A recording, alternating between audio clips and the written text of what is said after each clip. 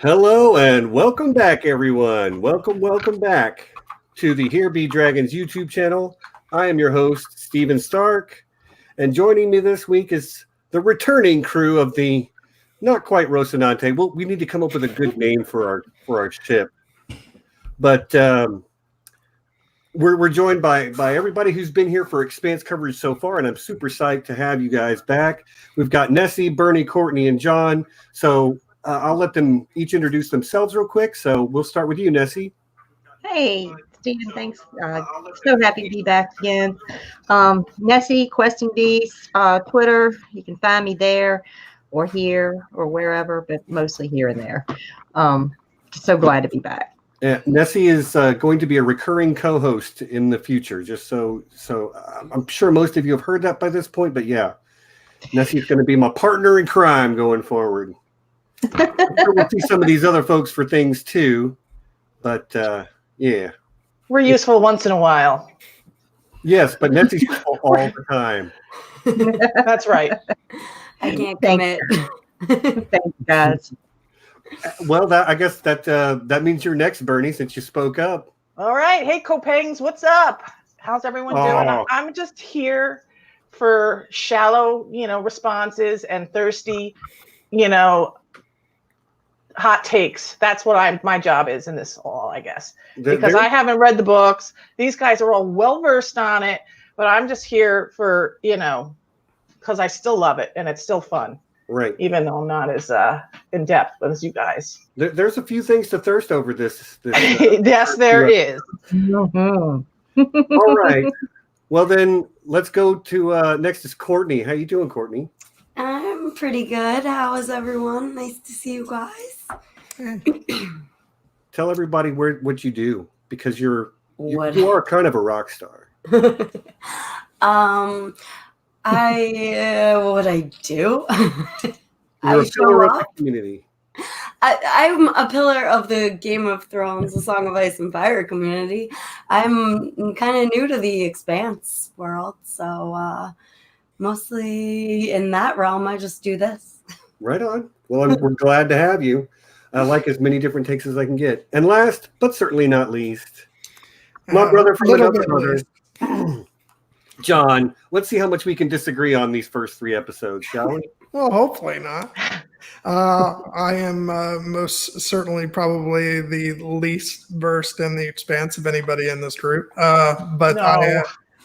I have been watching the show along with our discussions, and I have now gone ahead and watched the first 3 episodes of season 4, ready to discuss. And if anybody should, for some bizarre reason, want to find me on Twitter, I'm at the John Webster Phil. Oh, the promotion. Look at this. Yeah. And yes, his Twitter link is down in the description, and you should follow him. John posts great stuff about movies, and occasionally should post some pretty funny stuff too. Shit posting, yes. Yeah. By the way, I was. Go ahead. I was going to say, also warn them about, yours truly standing for Game of Thrones season 8. So, brother. Hey man, love what you love. I'm never going to hate. Love what you love. I'm never going to tell you not to. I have finished the season, by the way, everyone, and I finished it like Friday morning. Like that was going to be my question. My first question for everyone, though, is how much have you actually watched? Bernie, you've seen it all. Yes. And you've read haven't read anything. Okay.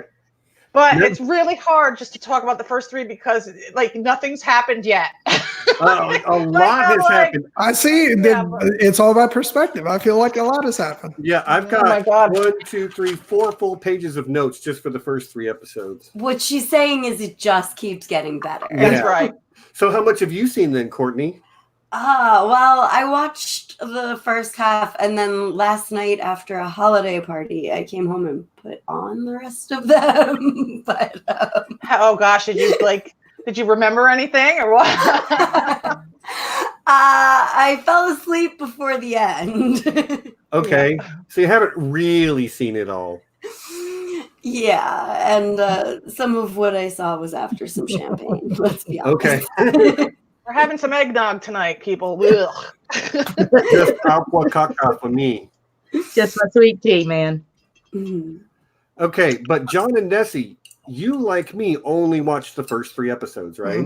Yep. Believe it or not, I behaved, Stephen. Yeah, it was really hard for me too, but like I watched them all once for fun, and then I went back and made 4 pages of notes on the second watch. Oh, well, you're better the than self-control on you guys. I can't. It was not easy.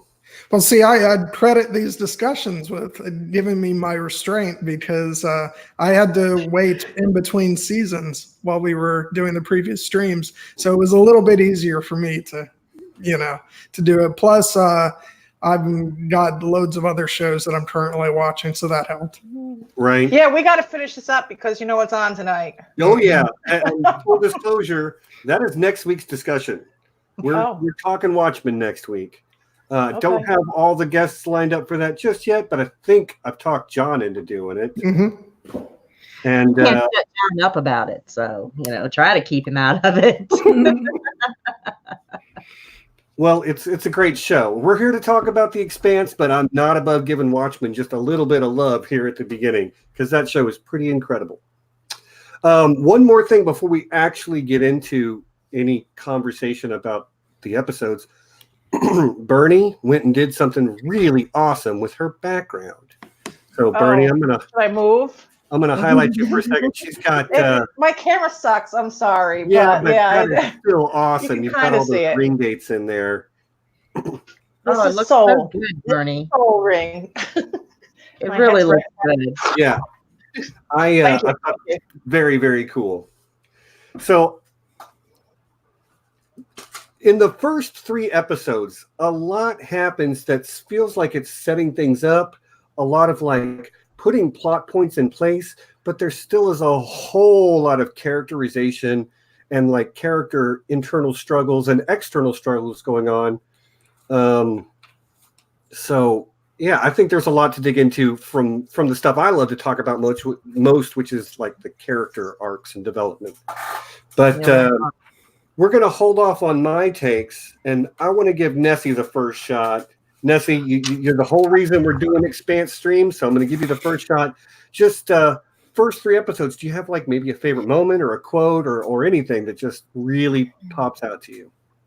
Well, first thing I'm going to say, yes, Gods of Risk plotline is the first thing that they picked up in the Martian plotline. Yes, vindication.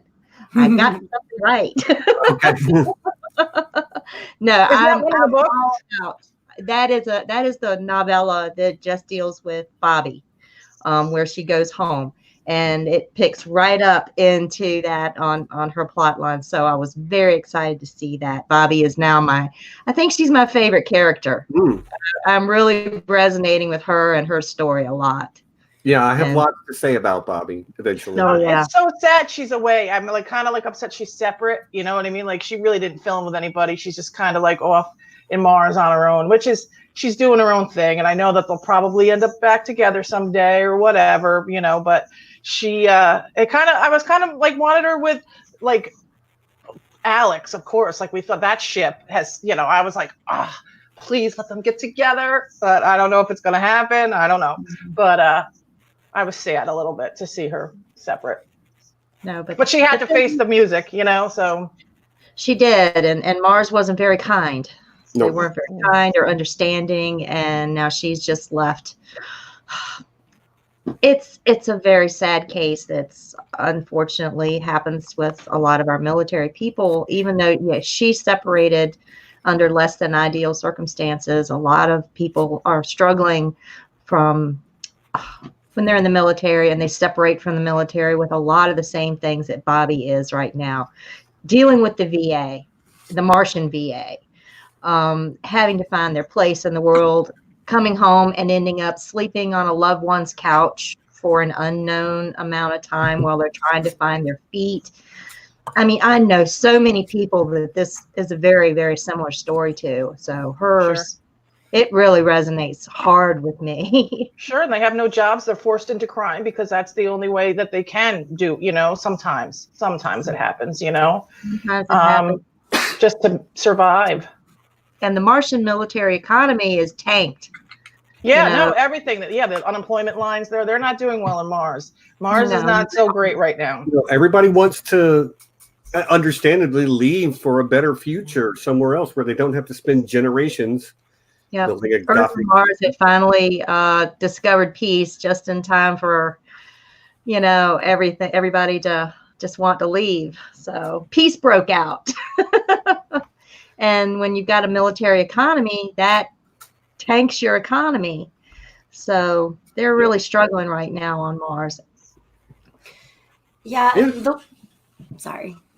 No, go ahead, Courtney. The way Bernie was saying that it's tough that she's separate, I love the way that they did that and they integrated, some of the novellas and some of the backstory, because they give you someone on the ground who is experiencing all of that, and you get that insight, because that is definitely building something that we're going to really have to deal with going forward. And,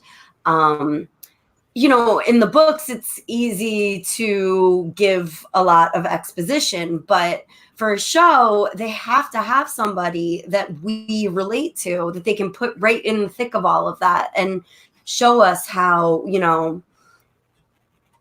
give us that backstory that's going to build for more exciting plot twists to come. Right. Absolutely. You want to weigh in on that, John, or do you have a different point you would like to bring up? Based off of only watching the first 3 episodes, what I really liked is how I liked how the second and third episodes kind of juxtaposed, the different routes that, Bobby is kind of being leaned on to take. First, a Christian says, F these people, they don't, deserve you. And you'd come work for me. And then in the third episode, you have on the most opposite spectrum you can imagine, somebody, involved with a, crime syndicate of some sort, saying, they don't deserve your loyalty. You should, come work for us. So I just found that really interesting. And, I wish she would just get out of there and take off with, either join up with Avasarala or go back to the Rocinante. But I guess we shall see. Yeah. Well, Bobby's Bobby. She's going to pull her own path no matter what. Yeah. When I was making notes, I wrote down like lawful good every time Bobby was on the screen. For my D&D people out there, it's like she's always going to do what she thinks is right, and she's always going to try to work within the confines of the law. It's a good mark. She's literally left with no choice, when her nephew is so in over his head. And even when he's kidnapped, she tries to go to the police first. And of course, there are crooked cops on everywhere. Surprise! So, yeah. I personally am thoroughly enjoying that storyline so far. Right. So I think that's the best one. I like it. I wouldn't say it's my favorite. I wouldn't say it's my favorite either, but it's really good, and everybody likes what they like, and it's such a big show with a huge cast. There's lots of different people you can like, and they keep adding people. How many new people did we see already? The new doctor, Lucia, or whatever her name is. She's gorgeous. 8 and her family. Yeah, 8 like major named characters. At least. Adolphus Murtry. His second command is Chandra Way. Marty. Oh, Morty. Man. I wrote down everything Amos called him. So did I. But the best is when he finally does call him Murtry. Well, and we'll get that, because that's a real moment, actually. Mm-hmm. It's like, I see you. Yes, that was when he started to take him much more seriously, I think. Right. But yeah, I want to get into that. Actually, the one thing I did want to mention is, like, the very first note I took was I wrote down the Soul Ring. For my Magic the Gathering people out there, there you go. Oh, brother. Can you see that? Oh. So that's literally what it brought to mind when I saw that on the screen. And for Commander players, that's like a must-have card. So for every deck. So I was no just thanks. That's fine. For my Magic the Gathering people out there, though, I was We're like, all oh, killing you. tap for 2 mana. Great. Bernie. This is my job, all right? Yes. If I didn't want to troll on the stream, I would just kick her out. Come on. Beef and Bernie is here. Jesus. Okay, so episode 1, New Terra. We do see, like, the first thing we see is Belters, a bunch of Belter ships making a run on the ring and getting attacked both by UNN forces outside the ring and Belter forces inside the ring. They're enforcing a blockade. Nobody is allowed to go through any of the other rings. Then we jump ahead 8 months where Holden is having a cup of coffee with his mother. With And I love that they brought the actress back. Yeah. It's a great bit of continuity, even though we haven't seen her since season 1. And One episode, it's even. nice. Yeah. Have we discussed that the Rocinante was Don Quixote's steed? Yes, in some previous stream we have. Yes. So that was kind of bringing that full circle, I Right. guess. He gets the book. Don Quixote Something for you book. to read. One of the things that came out of that conversation that really kind of struck me was that Naomi didn't go through the gravity drugs to come to Earth, but she was like all about it when they were going to Ilus. And to me, that says something about Naomi and her feelings about Earth and her priorities. And like three episodes in, she is on shaky ground with Holden. She's, and losing the fight against gravity. Yeah, but I don't know. I don't know. I don't think so. I sort of took it as when she decides to take the gravity drugs, when they go through the ring, I took that as kind of a sign to Holden that maybe she will go to Earth at some point in the future. Okay. And they're really forcing their relationship on us a little bit. There was a lot of hugging and kind of like to make us realize, hey, these people are in love. Like, I feel like they really were trying to hit that nail on the head, I don't know if you didn't think it did, so it fell short a little bit. And I was thinking that it was a little forced, but they're trying to lay it down that they're serious, I think. Well, it comes across. They look pretty serious to me, although, again, she's not willing to go to Earth to meet Holden's family. She's not willing to take the gravity drugs to do that. Well, she is a belter. And also, granted, she's a belter, and belters have complicated feelings about Earth at best. But she also is keeping the fact that she's losing the fight against gravity from Holden. At least in the first 3 episodes, she is. Yeah, but I think part of that is she may not want to let him down. She's trying to appear stronger than. Sure. And she says he has enough on his mind as it is. I mean, I think it's one of those trying to protect the people you love by hiding. Yeah, I'm not a big fan of that. I guess that's just me and my personality, maybe. If I get cancer, I'm going to tell you I've got cancer. She knows he's going to overreact. I don't have cancer, by the way. You don't know you don't have cancer. But she does. She says, don't tell Holden because he's going to overreact. Not treat her like another crew member, but, as his lover and partner. He's going to put, maybe her health above the safety of the mission, which, there's only 4 people on their team and it's all hands on deck right now. So, Bernie, you are not alone in being a troll. Padar is here. Hey, Padar. How Thank you doing, buddy? Padar. Yeah. Resident other Troll. Expanse loving troll. Good to have you, man. Yeah. Does anybody else not trust Miller at this point? Think that maybe... How dare you? He's glitching. He's glitchy, man. He's, he's not himself. That's for sure. There's something weird going on there. I literally wrote down, I don't trust Miller in the campfire scene, So, well, we know he's got his own. I say he, the investigator has his own agenda. Yes, but but that agenda is maybe I just don't trust him. You can hear a bunch of voices when they do, like, they cut into that, like, blue and red and kind of like. Oh yeah, the Miller POV. Yeah, that was great though. There was 150 million voices in his head. 150 million voices in his head, I think. 150,000. I mean, I trust him to have his own agenda and worry about, what he needs to figure out as to whether that, means good things for everybody else. Yeah, that would certainly be probably a no. But he turned on the, it reminds me of Lost, but he turned on the defense mechanism of that planet.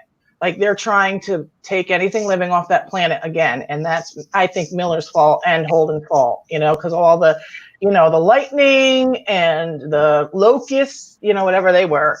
And then that spinning Earth thing, like there's some kind of security system on that planet that is stopping evolution. And they turned it back on. Because those buildings were there for what? They said. I got it written down. 1.5 billion years.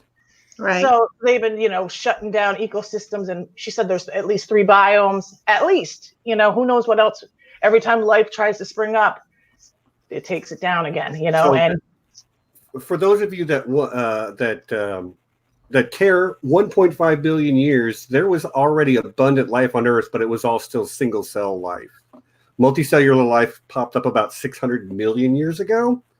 So it predates multicellular life on Earth by a long, long time, but not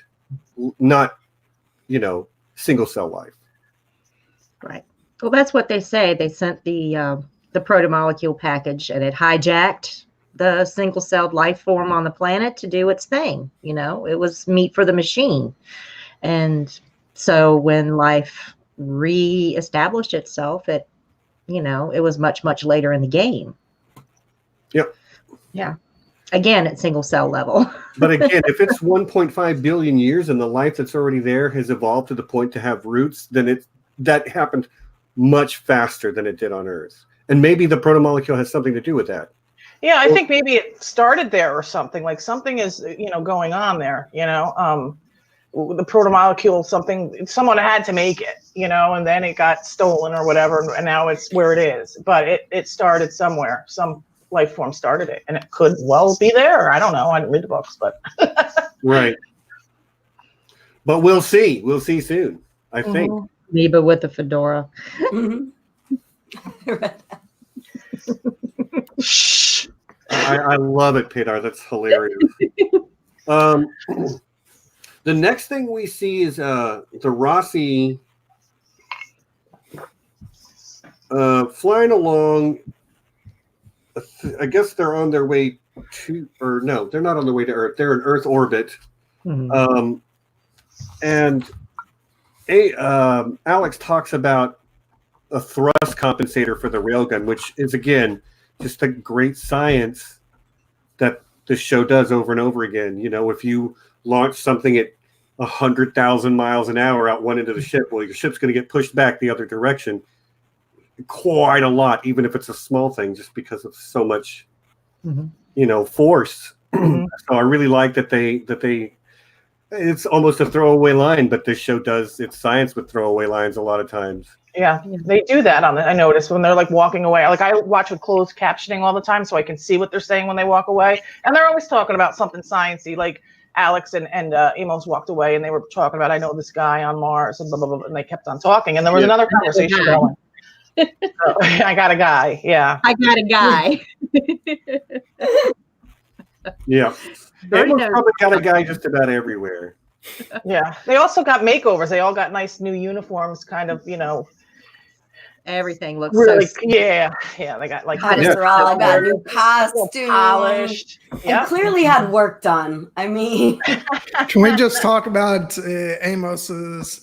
How did she look? What was she wearing? No, what was she wearing? What was she wearing? I thought that was real fan service. I was going to say, it's pretty fan servicey, but like, I know, I thought I'm here for it. I don't care. Yeah, I kind of laughed. She's a snappy dresser. Well, she obviously is. She is. Amos appreciates fashion. Matter of fact, Nessie got liked by Shorea Agdashlu on Twitter this week when she said I something. saw that. Yeah. She's like Rihanna at the Met Gala every fucking day. Like she just walks out. Ugh, Jesus Christ. She does. Crazy. She always looks great. She really does. Like I said, her wardrobe is a character all by itself. It tells its own story. You know, you could just go through what is Sharla wearing in this scene and what does it mean. It would be an episode all by itself. Her cursing was a little forced at times too. I felt it kind of like threw me off. Like I'm like, this woman isn't a cursor in real life, and she's having trouble like getting this out a little bit. I think when you fucking curse all the goddamn time, But in the books, it's such a part of her character that she is this like sassy old lady who is not afraid to drop the F-bomb, and she uses it strategically to put off the like tough men in her life. So it's nice that she's able to do it. When she said to Holden, "Don't stick your dick in it," I thought that was great. I was like, that was a fucking awesome line. Because you do know he's going to do exactly that. It was good advice. Yes. Let me push the button and see what this button does. Sure. That's it. Holden is basically Baby Yoda on the Mandalorian ship. Yep.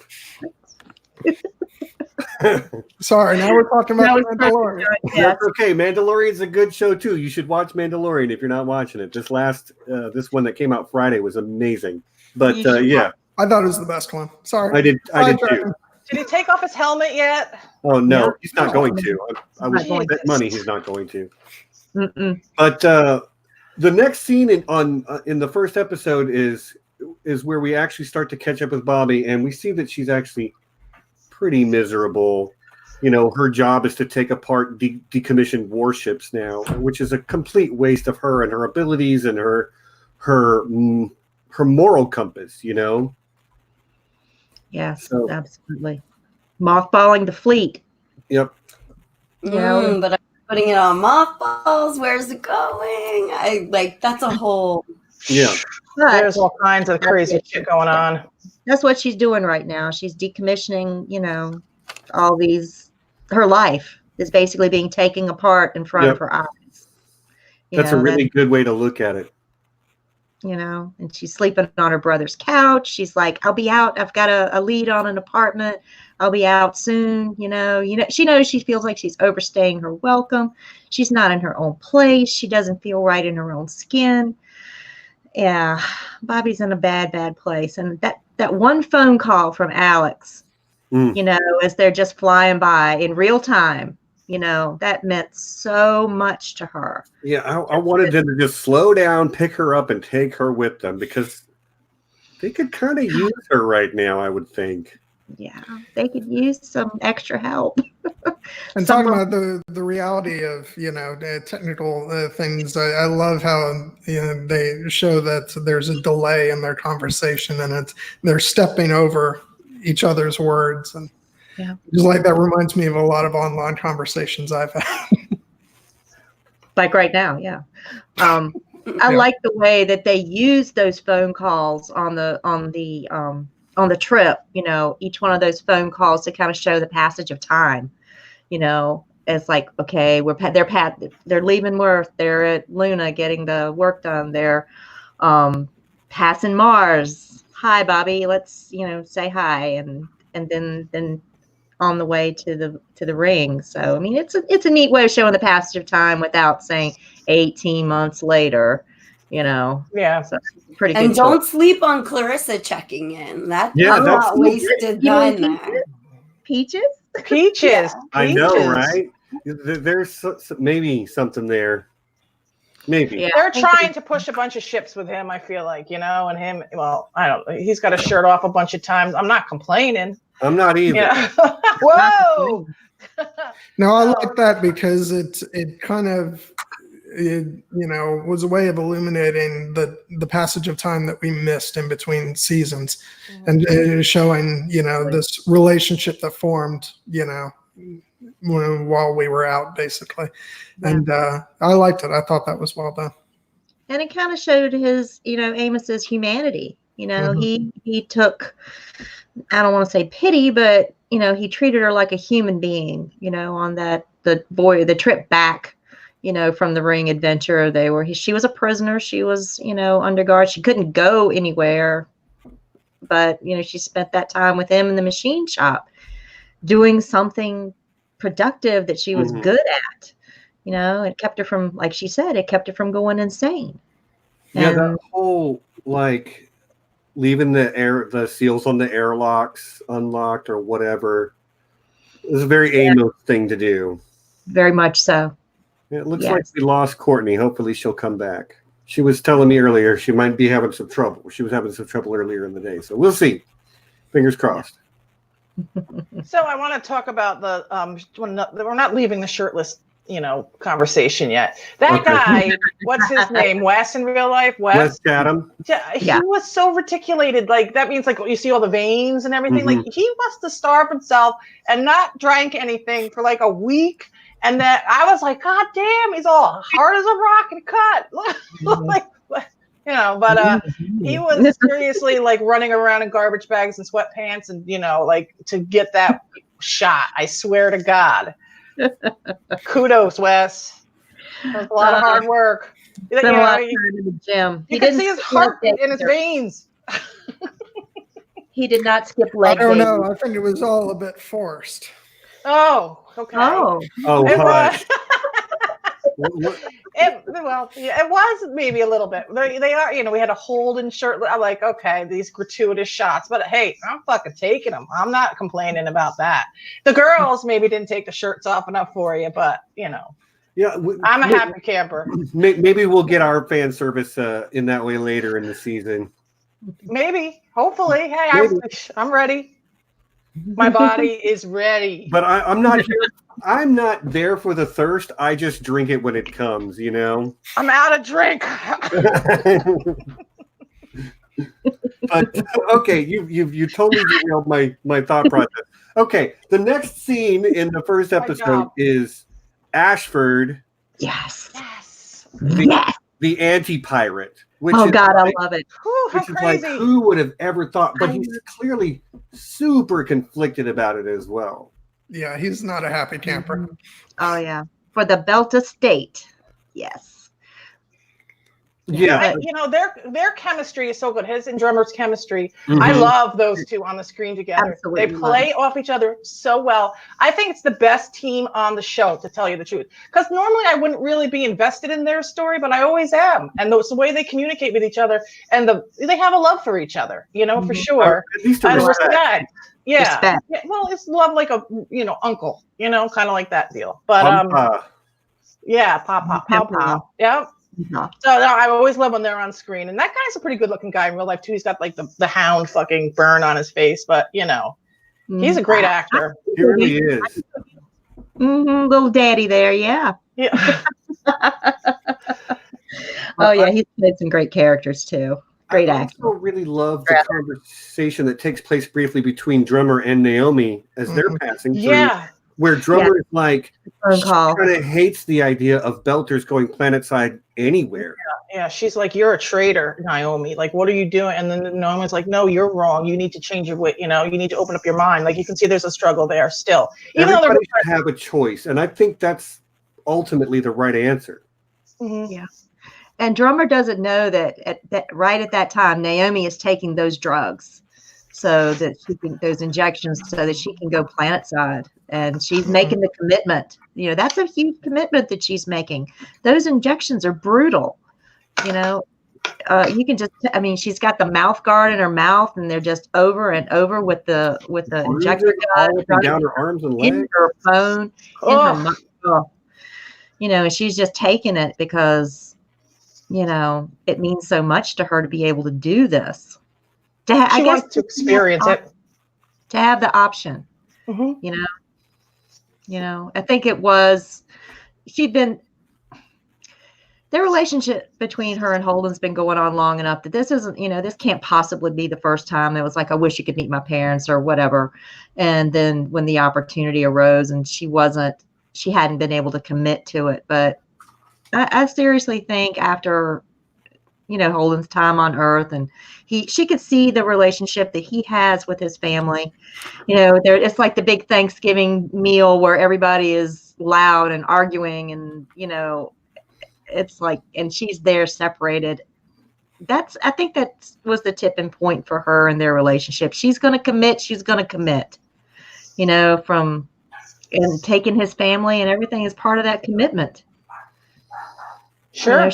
She doesn't have any family she doesn't have that extended family like, he does, but she can see that it's important to him. Well, so. we talked about this new character that was her boyfriend or whatever. Marco Inaris. Yes. Yeah. So they brought him up. Yes. And drummer in Ashford. Yeah. They were talking about this guy. Yep. And, the piracy and what's going on with the predation of all these transport ships, and the colony ships are just waiting in line to go through the belt. They're just sitting ducks there. Because like they say, it's a hard prize to resist. And the Belters are running Medina and keeping other Belters. So, I mean, that is obviously causing them some tension, keeping other Belters from settling. So then it's clearer in the books that all of these people who are not getting the licenses and permits that the UN is so sweetly granting to corporations like RCE that Mercury's running security for are doing what they call shooting the belt, where they're just trying to gun it and get through before they get shot.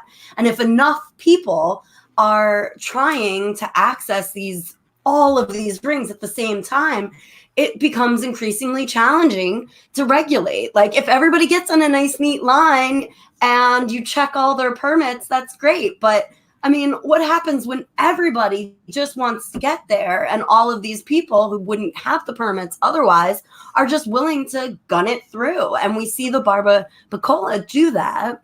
We see the consequences, I guess.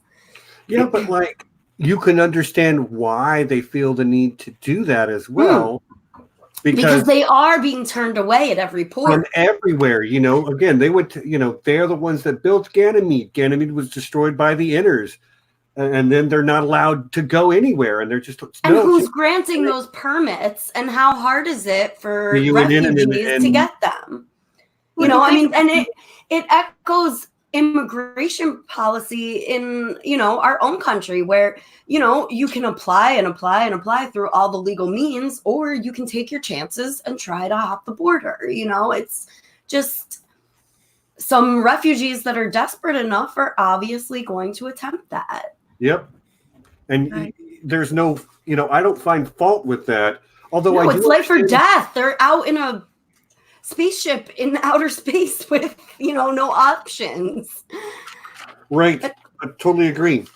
The last thing I want to make sure that I mention from that sort of like drummer and Ashford sequence towards the end of the first episode is their conversation about where Naomi's like, we only survive because my friend has a boyfriend who has an imaginary friend who told him how to, and then they're like, I thought it was a madman. It turns out to be a prophet. And they can't, there's no reason he can't be both. The two are not necessarily mutually exclusive. Yes, that was perfect. I love that. Of my friend's boyfriend's imaginary friend. Yeah.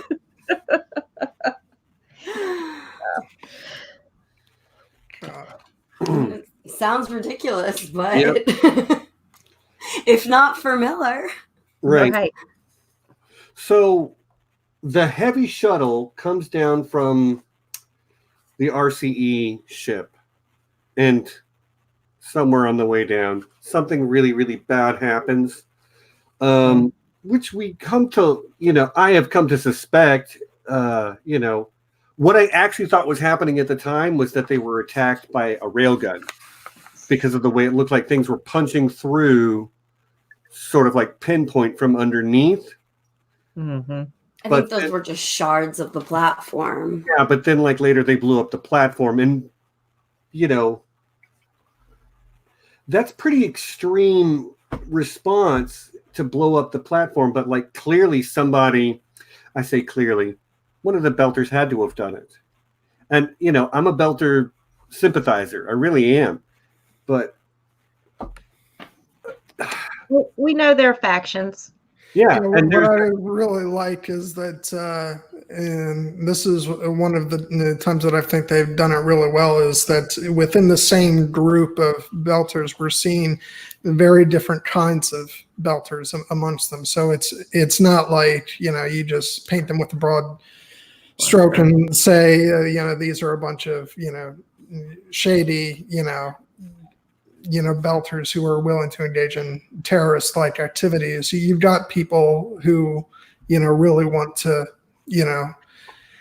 try and work with the people from Earth, and and then you've got some of them who are just like, no, you've taken from us, and we're not going to put up with you being here. Sorry, I interrupted you, Steve. No, you didn't. Go right ahead, man. Always speak your mind. Well, the thought process was, if we make it hard for them to land, then they won't land and take away everything that we are trying to build here. And, they got there first. They were mining the titanium, and they wanted time to send it off for processing. Thank you, Leaf. Appreciate it quite a bit. That's awesome. Good job, Leaf.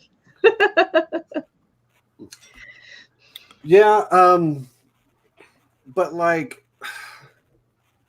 I don't know. It's a really complicated situation, and which is one of the things this show does so well. You understand why the Belters did what they did. You understand why the people who tried to stop them. You understand. But even the Belter leader says we needed that platform. I mean, she had nothing to do with it, So it's. You're talking about Chiwewe? Yes. So who has you see everyone's side. Show, by the way. Best name in the whole show. I'm impressed. Most of the new characters' names I don't have a grasp on yet. So yeah, well, it's helpful when you write them down when you're taking notes, which I did. But yeah, she's awesome too. Like, and I've always really enjoyed when a show,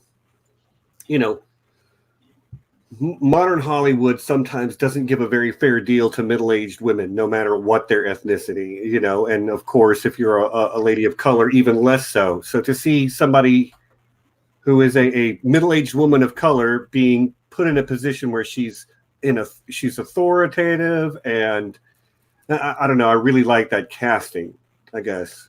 And the name to me sounds Native American. So in the books, when I was picturing her, like, it was even more of an allegory, allusion for the native population being, kind of this other ship arrives and wants to take everything that they have built. And it just, I love her. She's a great character. Yeah, I really have enjoyed her. I've enjoyed a lot of the new characters. Mm-hmm. Dr. Lucia could read me the phone book and I would just be super happy. I know. And you guys remember last week or 2 weeks ago, I was really gushing because I was excited that Basio was coming back. And they basically gave she's his wife in the books. And they basically gave his plot line to her. But I am so here for it. Like, I love that was an awesome switch. He's a great character, and everything that's great about him they gave to her, but she's a fabulous actress, and it for some reason, I mean, this might come across as a little bit sexist, but like it resonates more to me as, the mother protecting her family and then being allowed, well, whatever, them being more sympathetic to her. Yeah, I took note of the fact, and I really like that she seems to be wearing the pants in that marriage too. Alex tried to shoot a shot. Hey, I ain't hating you, Alex. Actually, I would too. That is probably you like guys the need most some family time, backing away slowly. I think that is the most relatable Alex has ever been to me. He's a good character, but like. Yeah. Oh, you seem like you're married. Of course. Yeah, of course. That's just how it goes. Very relatable. That's all I'm gonna say. There are a lot of really excellent women in this fandom who are spoken for. Let's just say that. All the good ones are taken. I know. No, there's been a time or two where it's like, hey, and then, oh, you're married. Okay.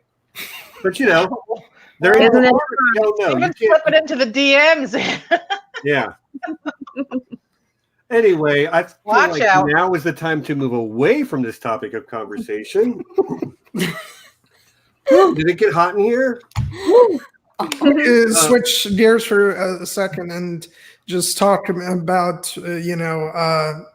since we were talking about the Belters, or not the Belters, the Earthers land, are crashing on the planet, and there's something very important that happens in that sequence, which is, after they crash, the screen cuts to black, and all of a sudden we see a very different looking show, and that is a show that is shot in a scope aspect ratio and is very cinematic looking, and as What?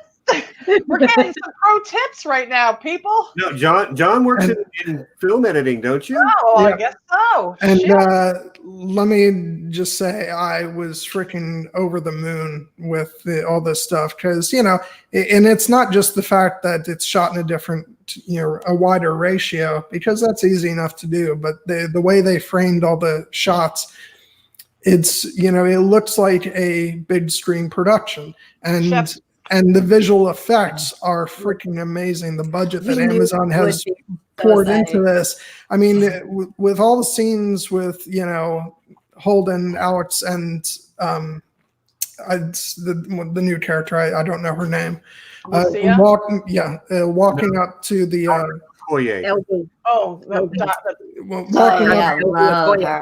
walking up to the protomolecule structure.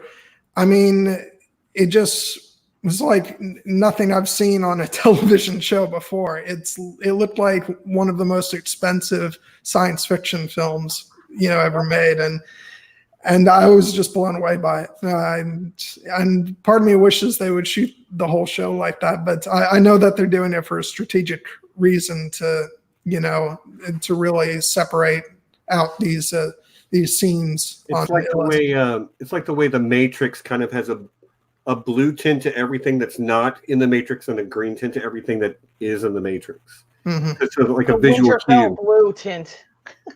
Do what? The Winterfell blue tint. Like the filter. But did you guys notice that Florida? They did one of the special effects. Flying over the Earth, and Florida was like completely underwater. There was like just the panhandle left. No, I didn't notice it until I watched it the second time this morning, just to try to brush up on completely underwater. Is that the end? I think it's like the second episode they kind of show it, and there's maybe Jacksonville is South Florida now, maybe. So it's pretty web. And then New York, they showed New York, and New York has seawalls all the way around it. And they show another city, like certain areas. They say Florida was not one of them. Yeah. Unfortunately, I love Florida. No shade on Florida. Mm-hmm. I hate Florida. On vacation, sucks. leave on probation. Bring it, Stephen. Uh-oh. Yeah. I'm going next week. I love Florida. No, coastal Florida is amazing. I'm just messing with we'll John go because inland. he's from Florida. That's all.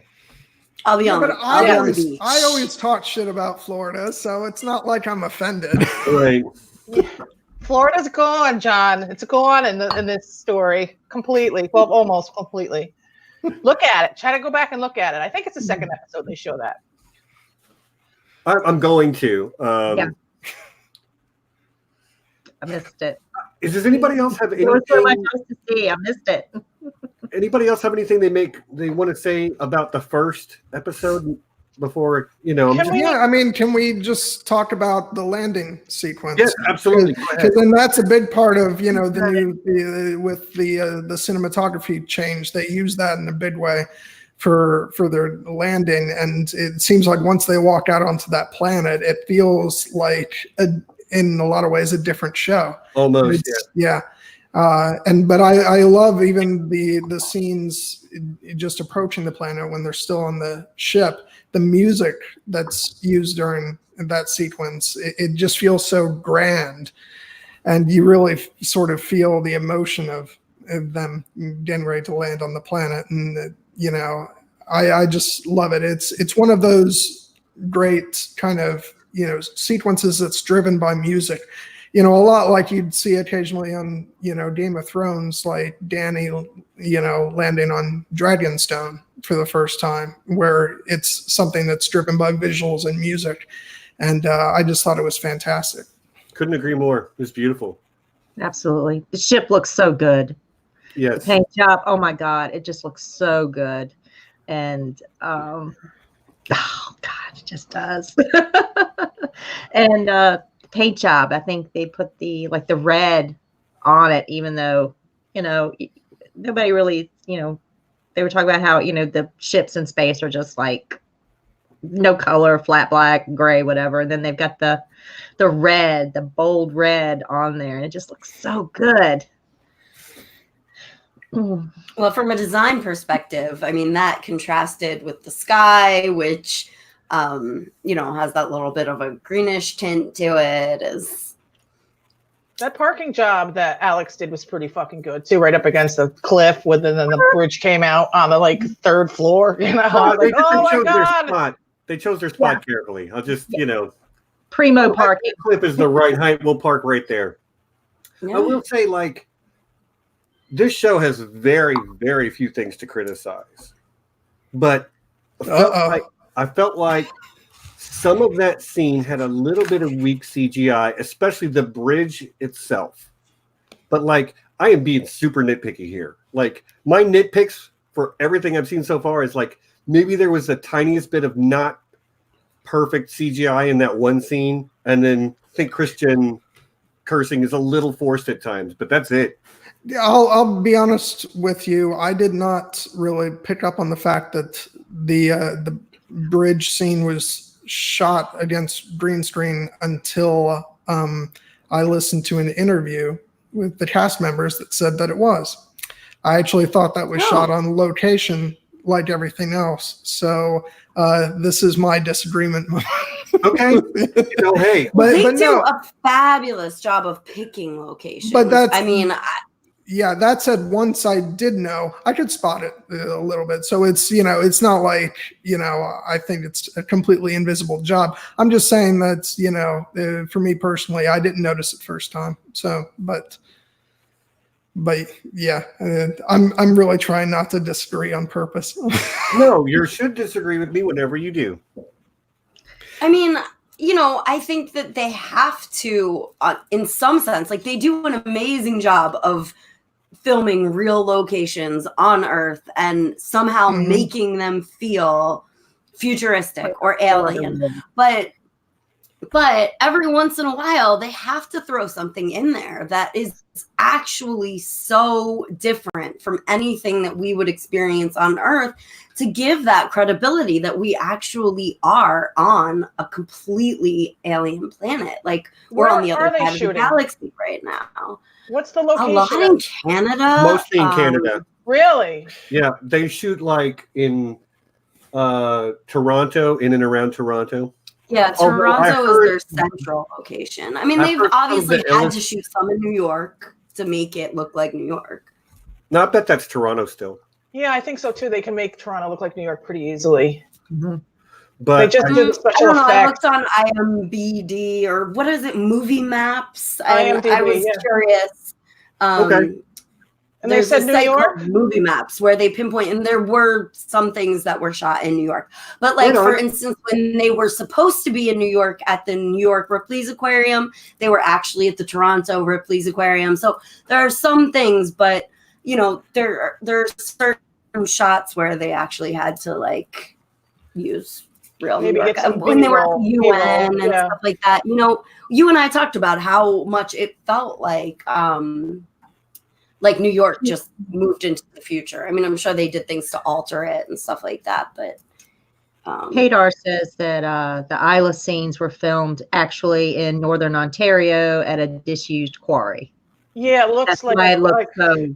Oh yeah, I don't think country. Ilus was filmed in New York. I'm talking like back when they were doing the whole UN on Earth it thing. looks like Siberia. Like I was like, oh, in Siberia filming. I don't know. It's like, just nothing going We're on. thinking like Prudhoe Bay in the northern shore of Alaska. If you ever Google Earth that area there, it just looks it looks like a moonscape. It's just Yeah, flat. I mean that stuff looks stunning.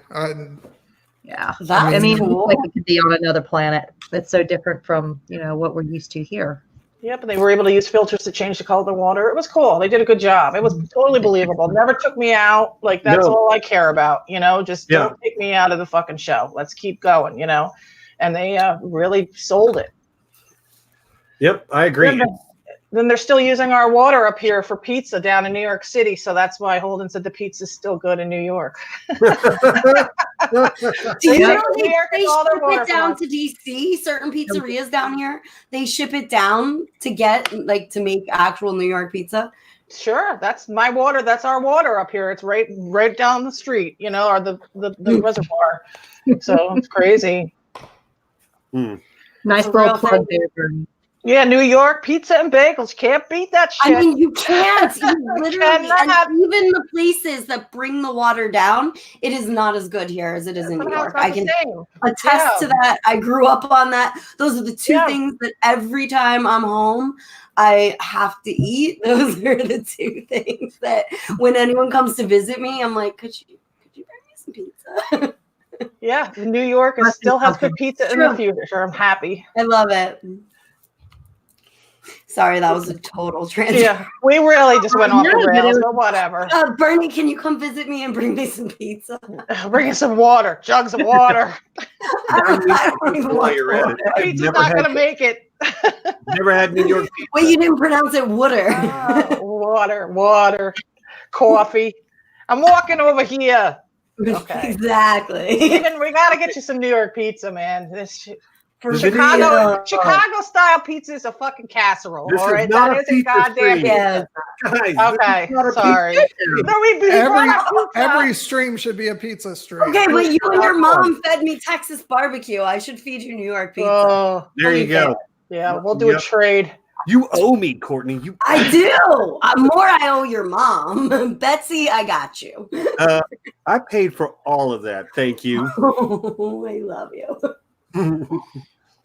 No, real talk though. Does anybody have anything else to say about episode 1? No. But episode 2, I barely have any notes for. I felt like that was like a kind of like cross. I don't know. Did you have a lot of notes for episode 2? I have nothing to say. Okay. All right. Let's do it then. Let's keep moving. We've been going for about an hour, so yeah, let's go. We can't be having an hour an episode. This is where I say thank you to my patrons. You all know who Sean's you are. Here. I saw him earlier. Yep, ridiculous Ed Tollett in the chat right now. My top patron. Thanks, man, for top dog for your continued support. John, you happen to be one of my patrons too. Thanks for that. Link to my Patreon is down in the description. If anybody wants to, to join, everything we do here is always going to be free, but new camera, plane tickets to the con where I can interview people live in person. That would all be great. So bleaching, get that done. How do you mute people on here? What? Oh, I just muted you, Bernie. Bam. Okay. But also, please like the video. Please subscribe to the channel. We just passed 500 subs, y'all, so I'm super happy. I'm sure you've all noticed the new logo art. So we're off and running. The New Year's got a lot of great stuff in store for us. Anything else I want to make sure I mention? Not that I can think of. So, yeah. Thanks, everybody. Well, you were saying next week that you're going to be covering. Oh, yeah. Next week, we're covering Watchmen. So, Watchmen, the finale is tonight. And yes, next week, we will be diving in to talk about Watchmen and wish me luck because that show is confusing, but it's incredible. So, okay, this is a Lindelof show, right? Still, this is like leftover. Lindelof is getting better with each show he does, I feel like, right? This show is incredible, Bernie. No, I'm watching it. I'm glad that I watched the movie first, so I have some clue of what the fuck is going on, because I don't know what I would be thinking if we're on another tangent, but I don't know what I would be thinking if I didn't know a little bit of backstory about it. Like, I can't imagine what it would be like for someone with fresh eyes. I can't either. Well, you need to find somebody like that to be on the stream. I've never watched any of it, but every 2 weeks is enough for me, guys. I might have someone who has that type of lens into it. Yeah, because you shouldn't be understandable. You shouldn't be able to follow it, but you're like, yeah, that makes sense somehow. So okay, like how? But it does, and that's really excellent writing. I mean, it just is, and storytelling. It's really quite amazing. It's not something I'd normally be into. I'm not a big comic book person, but I'm invested, so it's cool. So anybody who's watching Watchmen, come back next week and we'll talk about that, and it's going to be a good time. Again, don't know who the guests will be. Probably John. That's why I'm saving all I have to say for next week. Right. All I've said so far is that show is incredible, and I stand by that. Sure. And I'll make sure I order pizza so it can be a pizza stream too. Yeah, everybody in the chat remember they want pizza. That's really going to help us. Maybe is the chat all about pizza right now? Maybe yes, they kind of are. Oh shit! Sorry. It's all right. Maybe instead of pizza, I'll have some calamari or calzone. Squid. I take the calzone every time. Yeah. It's like, but only if it comes from Jersey.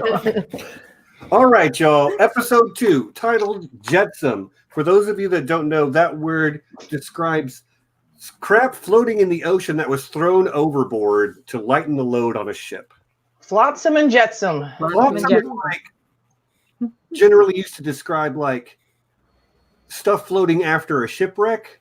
Jetsam is the stuff you throw overboard to try to avoid a shipwreck, but you're right. They're often used basically together. Yes, I am going to mention that that's a chapter from The Two Towers, the second book in The Lord of the Rings. So, is it Jetsam? Yeah, it's the chapter after the Battle of Helm's Deep when the Ents destroy Isengard and they float. Oh yeah, that's so wonderful. Best book, best chapter. Oh, okay. I see you, Sean. That makes sense. I wouldn't be surprised if that's good. All right. So what does it mean, Stephen? Well, we just talked about what it means. What does it mean to the show? What does it mean? Well, to me, it's the cast-offs of all, it refers both to the RCE folks and to the Belters that are colonizing Ilus. They're both like kind of adrift. Is this the episode where the people are floating into the ring? That was a fucking awful shot. God, that broke my heart. Yeah. Yeah, more about the pirated ships. Mm-hmm. Yeah, and that's definitely becoming a problem. They're sitting ducks there, like we were saying. Those fat ships that are just full of supplies, that are just ready to go, and they're just sitting there, sitting ducks, no way to defend themselves. And then there's how many people was it? Maybe about 40 people that we saw, just bodies floating out, heading to the ring, and at least, yeah, just dispersing, disintegrating into nothing. They first showed us like with a shot of it, and then they showed like the computer images of it, like they were all floating. I was like, oh, they gotta really go, yeah, dissociating. They said dissociating. That's a nice word. Yeah, a nice way of saying they stopped being made out of stuff anymore. Like, I don't even know what happens when you touch the edge of the bubble, but clearly it ain't good. No. They certainly don't head back to the recycler, that's for sure. Nope. But they got to go somewhere. Yeah, taken down to their components. Maybe, but like law of conservation of matter and energy says that they can't just cease to be. No, so maybe they're incorporated. This episode, I also noticed watching with the closed captioning on this throughout the series, they like kind of put in like feelings like investigatory synth music. They said at one point, like, I noticed that. There's all kinds of like, you know, whatever the feeling is in the scene, they like describe the music like that. It's so funny. I thought that was like a little extra added thing if you want to do. Look It at put it me off a little bit, but I can see how, you know, it was like if you actually music. Did need the subtitles, if you were deaf, like the music does add so much, and we do get that sense. But it for me, it kind of like. It was a little bit like, okay, that's the emotion I'm supposed to get from this music. Before it even happens, I'm like, okay, I'm ready. That having the subtitles on does help me so much, like especially when they're speaking Belter like Creole, yeah. To be able to see the aspects of different languages laid out in, you know, visually as they're saying it, it helps me like really actually get what they're trying to say. And their names, you get their names too that way really well. That like, helps too. I mean, I've read the book, so like I kind of figure out who's who, but some of them they've made look completely different than I imagined. Like LV looks completely different than I imagined. In the book, she's such a hottie, and like there's sexual tension between she and Holden while Naomi's up on the ship. But I like what they did with her. Don't stick your dick in it, Holden. Right. Yeah. Good luck with that. He was completely clueless. And he was completely clueless. It wasn't on his end, really. Yeah. I mean, you know, she's in a stressful situation, and here comes this man who's been like the savior of the galaxy, and he's kind of cute, and you know, she's got a thing for him. I'm right here. They called him a prophet in the first episode. Yeah, I wasn't going to spoil that. I think we're all thinking the same thing. I can't wait to get with you guys next time we go through this, because I just have something to like shout out. Like this is parallel to something else, a well-known story. So can't wait. One of the things I wanted to make sure that I brought up though is that after they call them bugs, after the bug swarm attacks, the locusts. Yeah, and they're looking into it. They you know, they're like it's a piece of technology, it's not biological. And the scientist LV quickly corrects them. Yeah. Well, here's the thing. She's technically right, but probably wrong. So like there's talk about, you know, we're made out of silicone and carbon and oxygen, and you know they're made out of arsenic and iron and whatnot. And while that is technically possible, we talk.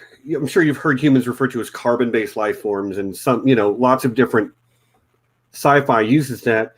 But that's because carbon is so good at forming chemical bonds with other things.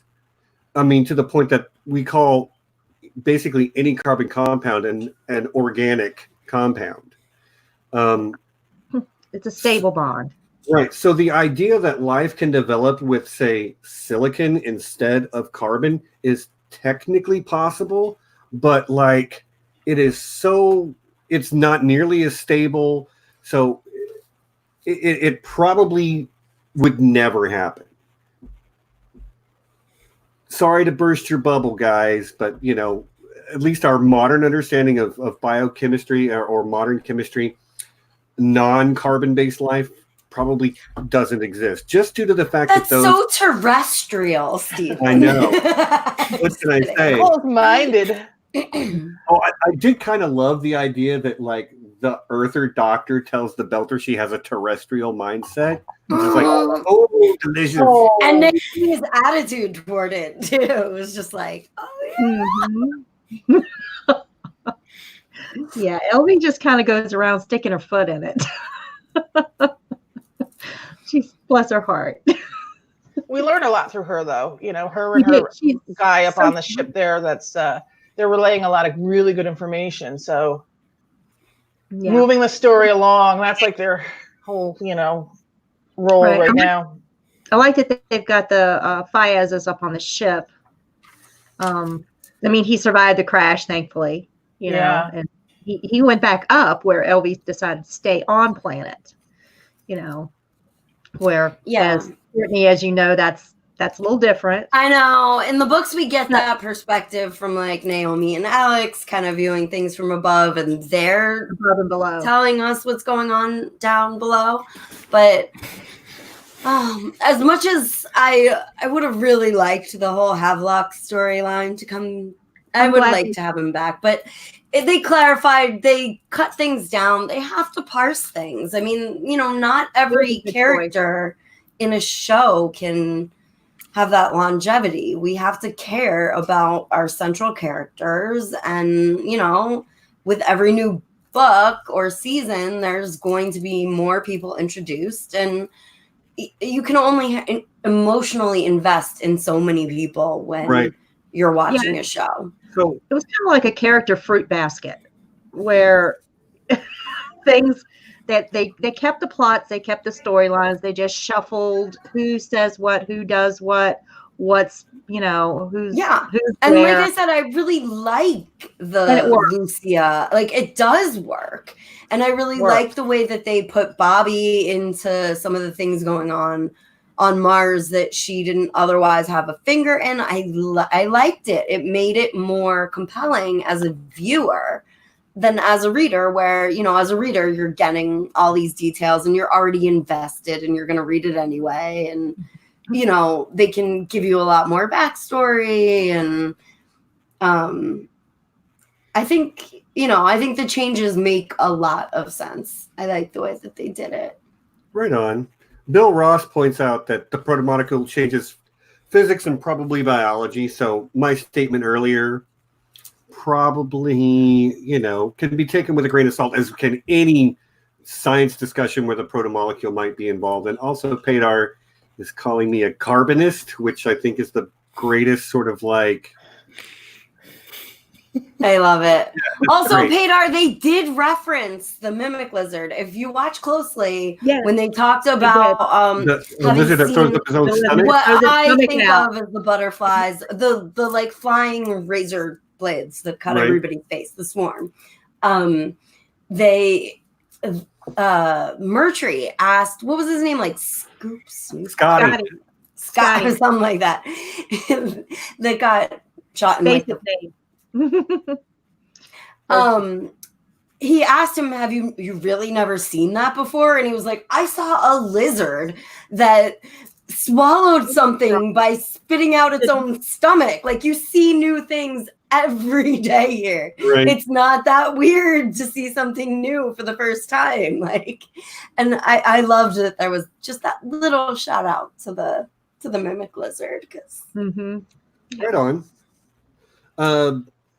I love that Amos calls Murtry both Murty and Marty in this episode, and calls him like there's a Morty. There's a Morty too. And Murphy. That's such a like mean girl move, though. It really is.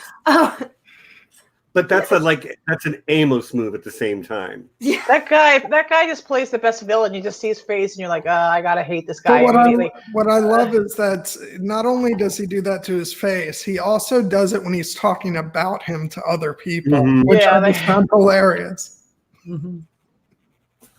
Well, he needs to distance himself from him. Like, think about when he walks into the saloon. He walks in with Murtry, having come back from a mission with Murtry to examine the landing pad.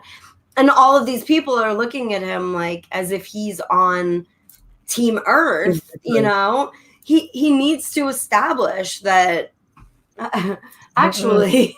I think that guy's an asshole, and he does that by acting like I don't even know his name, Well, he was second in command, right? His boss got killed on the way down, so they made him. He was like makeshift. He wasn't even supposed to be really leading anything, and so of course the power went right to his head, and he became a fucking asshole.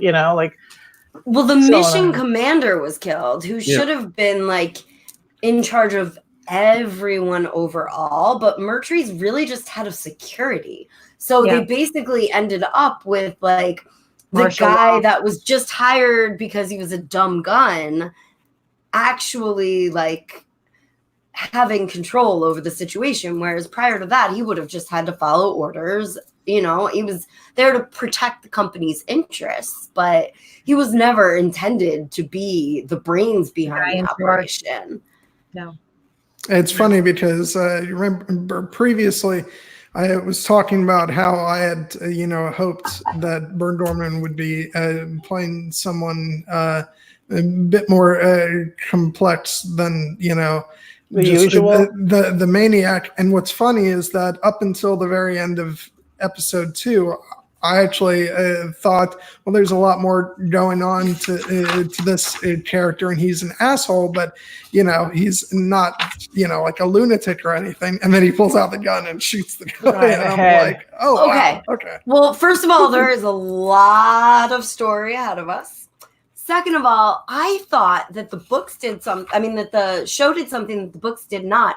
There is a very brief moment when Mercury survives the crash, where he looks down on a man that has passed, and the sorrow on his face makes me think that they like sort of put in a little bit of backstory. Like maybe that was Mercury's lover. Maybe, he really cared about this person, because there was a moment where he looked down on this fallen man and he looked heartbroken. And I thought, maybe that's why he's so bitter. Maybe that's why he's so angry right now.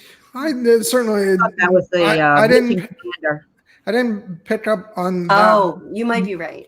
But there is, to my mind, I was looking for a lot of complexity that Burn Dorman is playing underneath, where you see that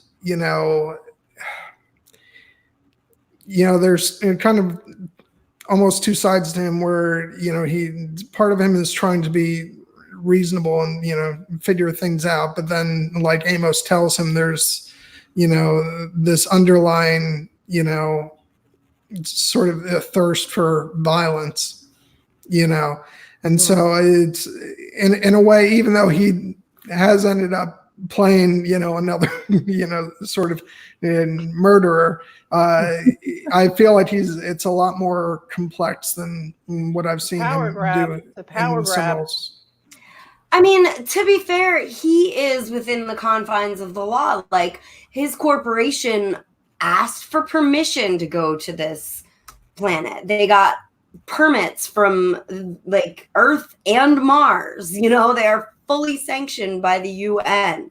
He's flying out scientists that have done, he's done this job before. He's gone to other planets on behalf of this corporation, where all his job really was to do was just protect the scientists while they do their work. And then he's thrown into this situation where, people are actively trying to kill people. But he shoots a guy after, he has ulterior motive. After, he just makes, an intimidating comment, basically. He's the sheriff. He has the gun. He's not a politician. Let's just say that. Not at all. Politics and diplomacy is not in this guy's bag. He's got one tool, and it is he was having religion. But if you listen to him when they're landing and he's talking to the guy next to him, he says, that he encountered a similar situation before, where there were breeds on the planet. They negotiated terms where they cut them a percentage of like 300,000, whatever, to like, just basically they topped off their water tanks. They, resupplied them and sent them on their way, and everything was negotiated peacefully. So one of the things that maybe you missed, one of the things that, as a detail from that I didn't catch the first time, but I did the second time, was that whatever they found, I think platinum, that was worth billions, and they paid those belters. Oh yeah. 300,000, which is pennies. nothing. Totally.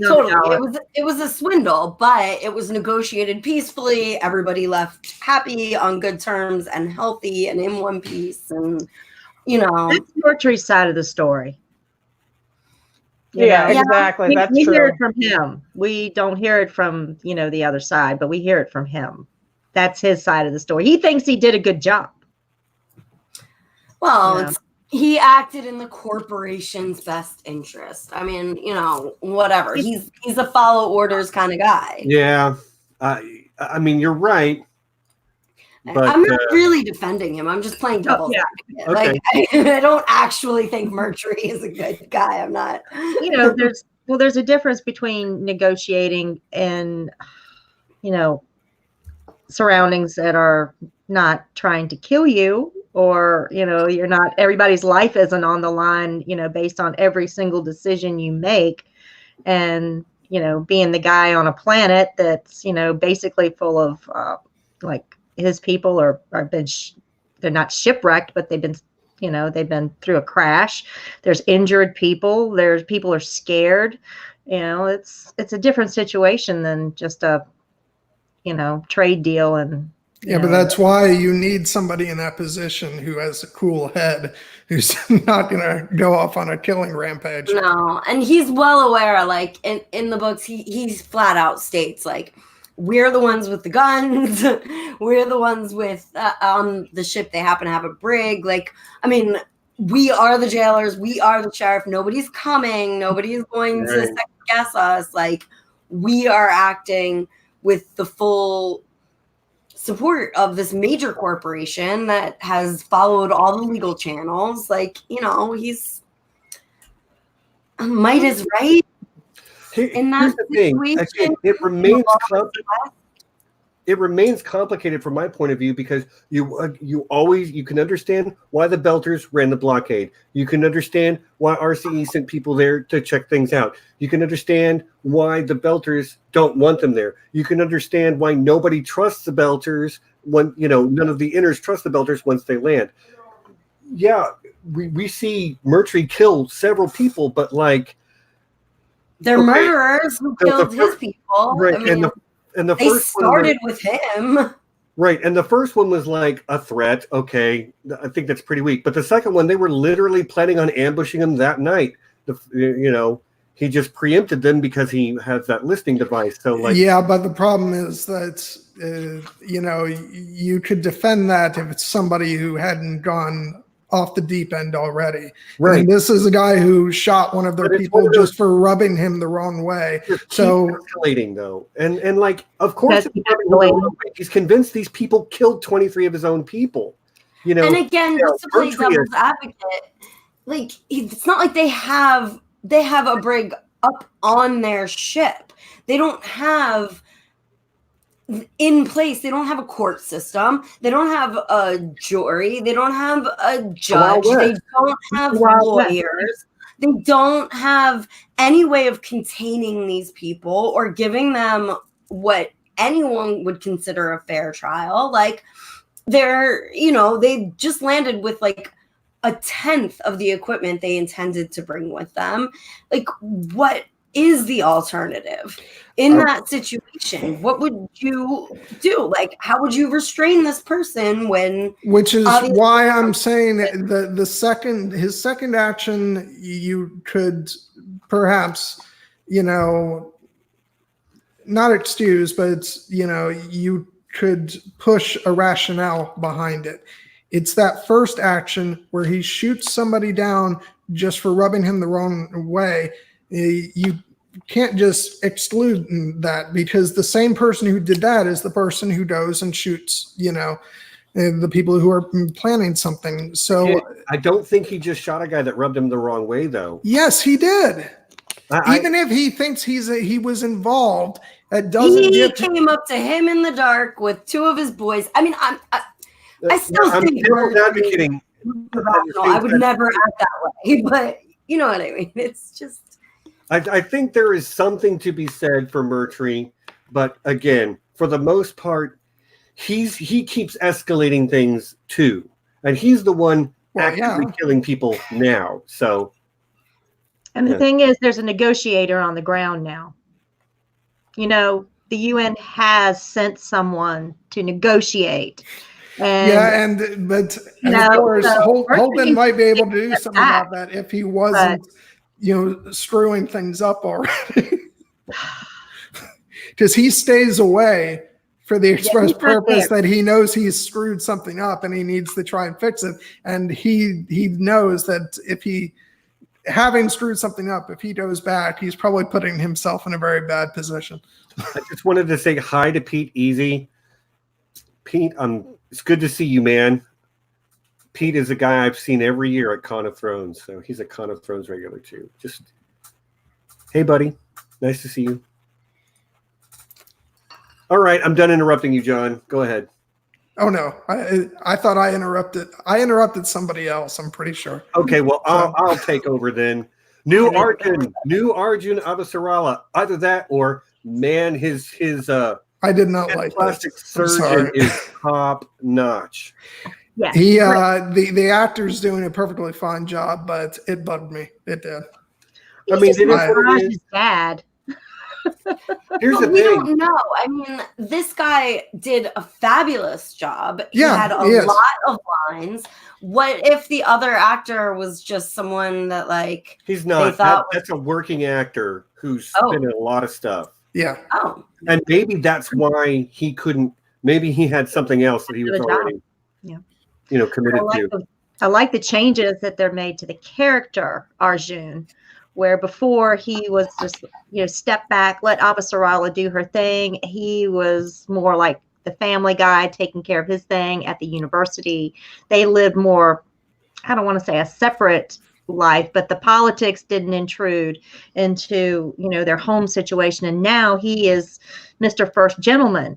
See, and that's what I'd kind of had to really step up into a public light, which before he was able to stay, in the background. It's the same. Sorry, go ahead. No, you please. It's part of the same issue that I took occasionally with the recastings on Game of Thrones, where they didn't just recast the part; they sort of reconceptualized the character, which I find jarring somewhat. I mean, it is what it is. You're not wrong. I was kind of drawn out of it by that too. Although I will say the actor is doing a fine job with what he is. Yeah. And I think he is, and I think it's really important right now at this point that we come to actually care about him. So I think, who knows why they made the decision, but I will say this character has made me care. Hollywood flipped something on its head here, and this show is good at doing that. So the original actor for Arjun was the same age as Shori Agdashlu, who plays Christian. This new guy whose name escapes me, I'm sorry, lots of new actors and new characters, and that was one I didn't write down, Stephen. I'm sorry. But the new Arjun is literally 18 years younger than his wife, which having a 50-year-old man play opposite a 32-year-old woman is pretty common, but the reverse is not true. And so I'm just, I hope that's not why they did it, because I have to say that I found it a little bit off-putting that they're making Avasarala look a lot younger now. And part of what I find so compelling about her is that she is a mature, experienced woman, that when she speaks, we take her very seriously because she has lived it. And, I jokingly said earlier that it's clear she's had work done, but they basically erased the wrinkles from her face in a lot of scenes. When we get close-ups on her now, she strikes me as, and maybe that makes sense too. In DC, there are a lot of rich, powerful women that do have their wrinkles erased. Mm-hmm. And, that is not necessarily, it doesn't necessarily mean that they are young and naive, but it is a status thing. Right. And So maybe that's where they're going with it, but it was a little disconcerting to me because I mean, if I did it, they would zoom in on her face and you would see her lines, and you knew that this was a woman who had lived it. And I don't know. That makes perfect sense to me. Like, I have to say, I didn't quite notice that, I have to admit. However, there's also the fact that this is a woman who previously wasn't in the limelight either. So it could be a point of she's being made to look younger because that's how they're presenting her to the world as the Secretary General. Conscious of her appearance, who I could see maybe making a choice like that. So it's not, I'm giving it probably more explanation than it warrants, but I think it's part of her taking off her mask. You know, in prior seasons, we talked about, you know, her playing that role, that, you know, that face, putting that face out that, you know, she's an older woman. She's this, that, and the other. She's a crotchety, you know, older woman. And that was a role she was playing. That was a face she was putting on, or as her husband called it, the mask. And now that she is, as John said, pulled out, she is the face of the UNN now. She has, and she has a much younger rival, by the way, in the political scene. But yeah, she has been pulled out into the front. So she doesn't have to wear the mask anymore. People can see her for who she is and how powerful she is and how strong she is. And she doesn't need to, you know, she doesn't need to hide behind that so that people aren't afraid of her. Does that make sense? yeah. And if she can get some work done, good for her. You I know? still love that she can put them all off with their cursing now, though. Thanks to Amazon. I know you guys found it forced, but I find it just, I did not. Too much. Don't lump me in there. There was just too much. No, I mean, that's just my opinion too. You want to hear something? Who got me onto the show? Yeah. Brendan B. Fish. Oh, man. He did something good. He Bernie? did something good. Bernie, don't you ever say that name on this Name on channel here again. It's blasphemy. What? It's all good. What a terrible, horrible human being. Jeff, No. if you're in the chat, Just on the internet. you're Just on the internet. you are a terrible person, and I don't like you, and you smell bad. Okay. He and I were actually chatting about season 4 today. So Yeah. yeah. In all honesty, no, he is a I great guy. refuse to maintain his out there intentional lie that he's an asshole. I'm not doing Right. it. No, he's a great guy. He really is. But if he's going to put on the character of being that guy, I'm going to react to that character of that guy. Sure, that's what I do too. Yeah, you always troll him. I always troll him. You know. No, he's definitely like on the I Know That Nerd guest list. Eventually, I would Sure, love. that'd be a good one. You can grill him. You got to grill him. I'll give you some good All questions. right, y'all. Fish. Keep the episode 2 conversation going. I have got. Can we go to episode 3? We're already an hour and a half. What do we do? Anyone else have anything to say about episode 2? Episode 2, I want to say. So, you know what? I'm just going to make sure I say it. You ready? Yep. When Murtry confronts Chiwewe in the middle of episode 2, Amos is there, and I think this is the moment when Amos makes up his mind about Murtry, about like which side he's going to be on. Maybe not fully, because at the end of the episode, like, or maybe it's the beginning of the next one. Yeah, Beginning of the next one. Beginning of the next one, where you have inners on, or RCE on one side, Belter refugees on the other, and Amos literally off to the side, straddling the line between them. Mm-hmm. But like, there's a moment where Murtry confronts Carol Chiwewe, and Amos gets that look, and I'm like, I know that look. That's my boy doing the math and figuring, and he's figured this guy out. I also wanted to make sure that I brought up the fact that the space pirate that hit the Sojourner is Naomi's ex, apparently, the guy that ran off. Oh, I love Marco and Ira. He's gonna be. That's gonna be a great character. And he was mentioned. He was mentioned. Yes. Father, baby daddy. I mean, it's gonna be You know who else is mentioned and you don't see is Dawes and Fred Johnson. Yeah. And I know, can we do casting spoilers? Does everyone know who's not in this season? Or Well, I don't necessarily know, but like it's fine by me, I guess. I mean, I'll leave it out. I'll leave it out. Okay. We'll talk later. For John.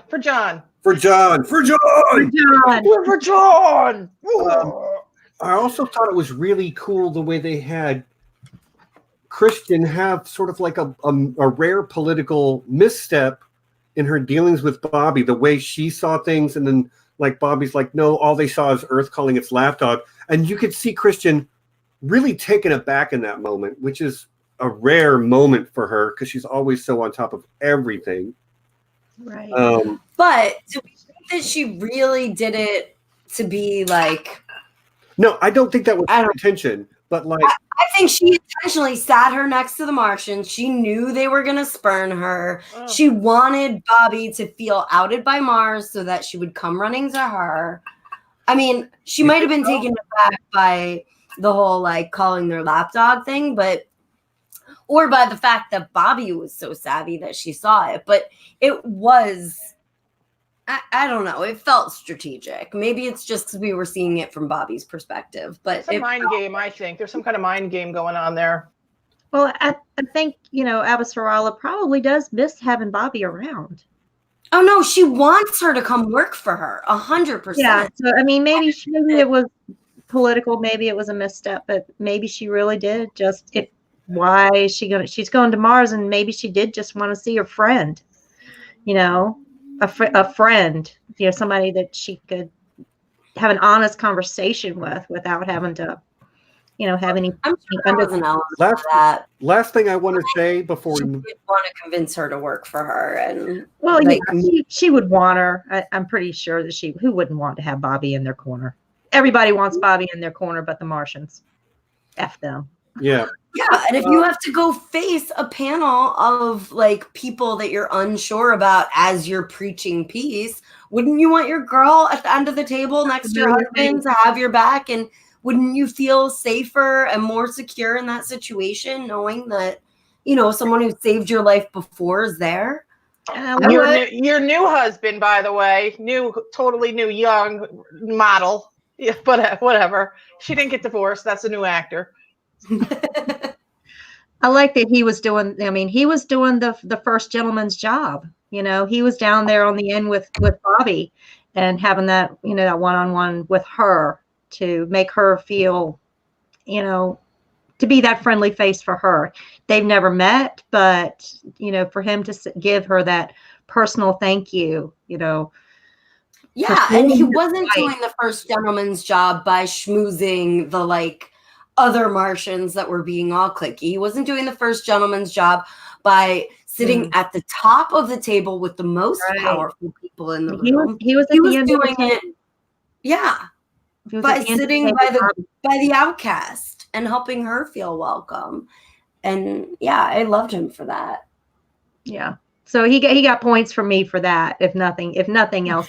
That, and I loved when they were flying in. And they were in the shuttle, not Air Force One, it's UNN One. Yeah, nice little plug there. And they were having the conversation about, Mars, he and his wife, and they brought in the reference to the cathedral and building the cathedral and how generations started and great-grandparents start the foundation and grandparents build on it and further and further. And it's the analogy to, Mars and how, it's built generation upon generation. The people who started it won't ever see it end. And that's the philosophy.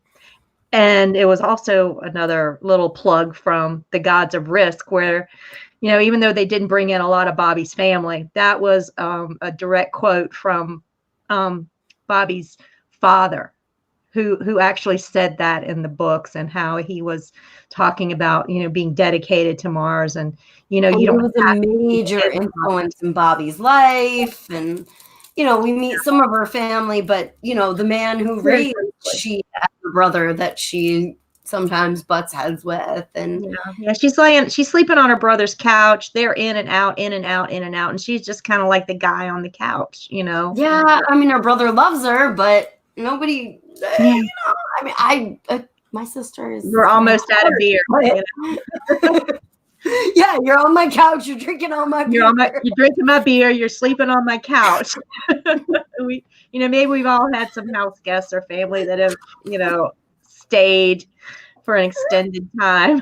No comment. No comment. Yeah. Oh, my misery right now. Hey, maybe when I get home from work, I might have been that guy at one point in my life, Anyway, No comment. The only thing that I want to make sure I say, because we were right, Bernie, we need to get on to episode 3. Watchmen comes on in just over an hour, so we got to get this wrapped up. So I got shit to do. All right, so I do want to say, I love Amos and Chandra Way together. That's a great pairing. Wow. Yeah. You get one step further, and I actually love it. Okay. Does this mean we're not effing anymore? I know, right? So just What a line. matter of Like, fact. See you later then. Bobby gets into a fight, and that woman kicks ass by the metric ton, dude. Do you think he does this on purpose, that he picked her up on purpose just to kind of get inside to what's going on? Or is this strategical, or is this just him being him? I don't think so. No, I think he just likes her. Goes and gets it. It's a hot woman with a gun, Bernie. I mean, All right. It's not that complicated. Yeah, synopsis. It's Amos, Amos ain't that complicated. No, he wears his heart on his sleeve. That's it. Well, what did you tell Peaches? Eat, sleep, don't give him nothing. and don't give him nothing. That's how he goes through life. That's his philosophy.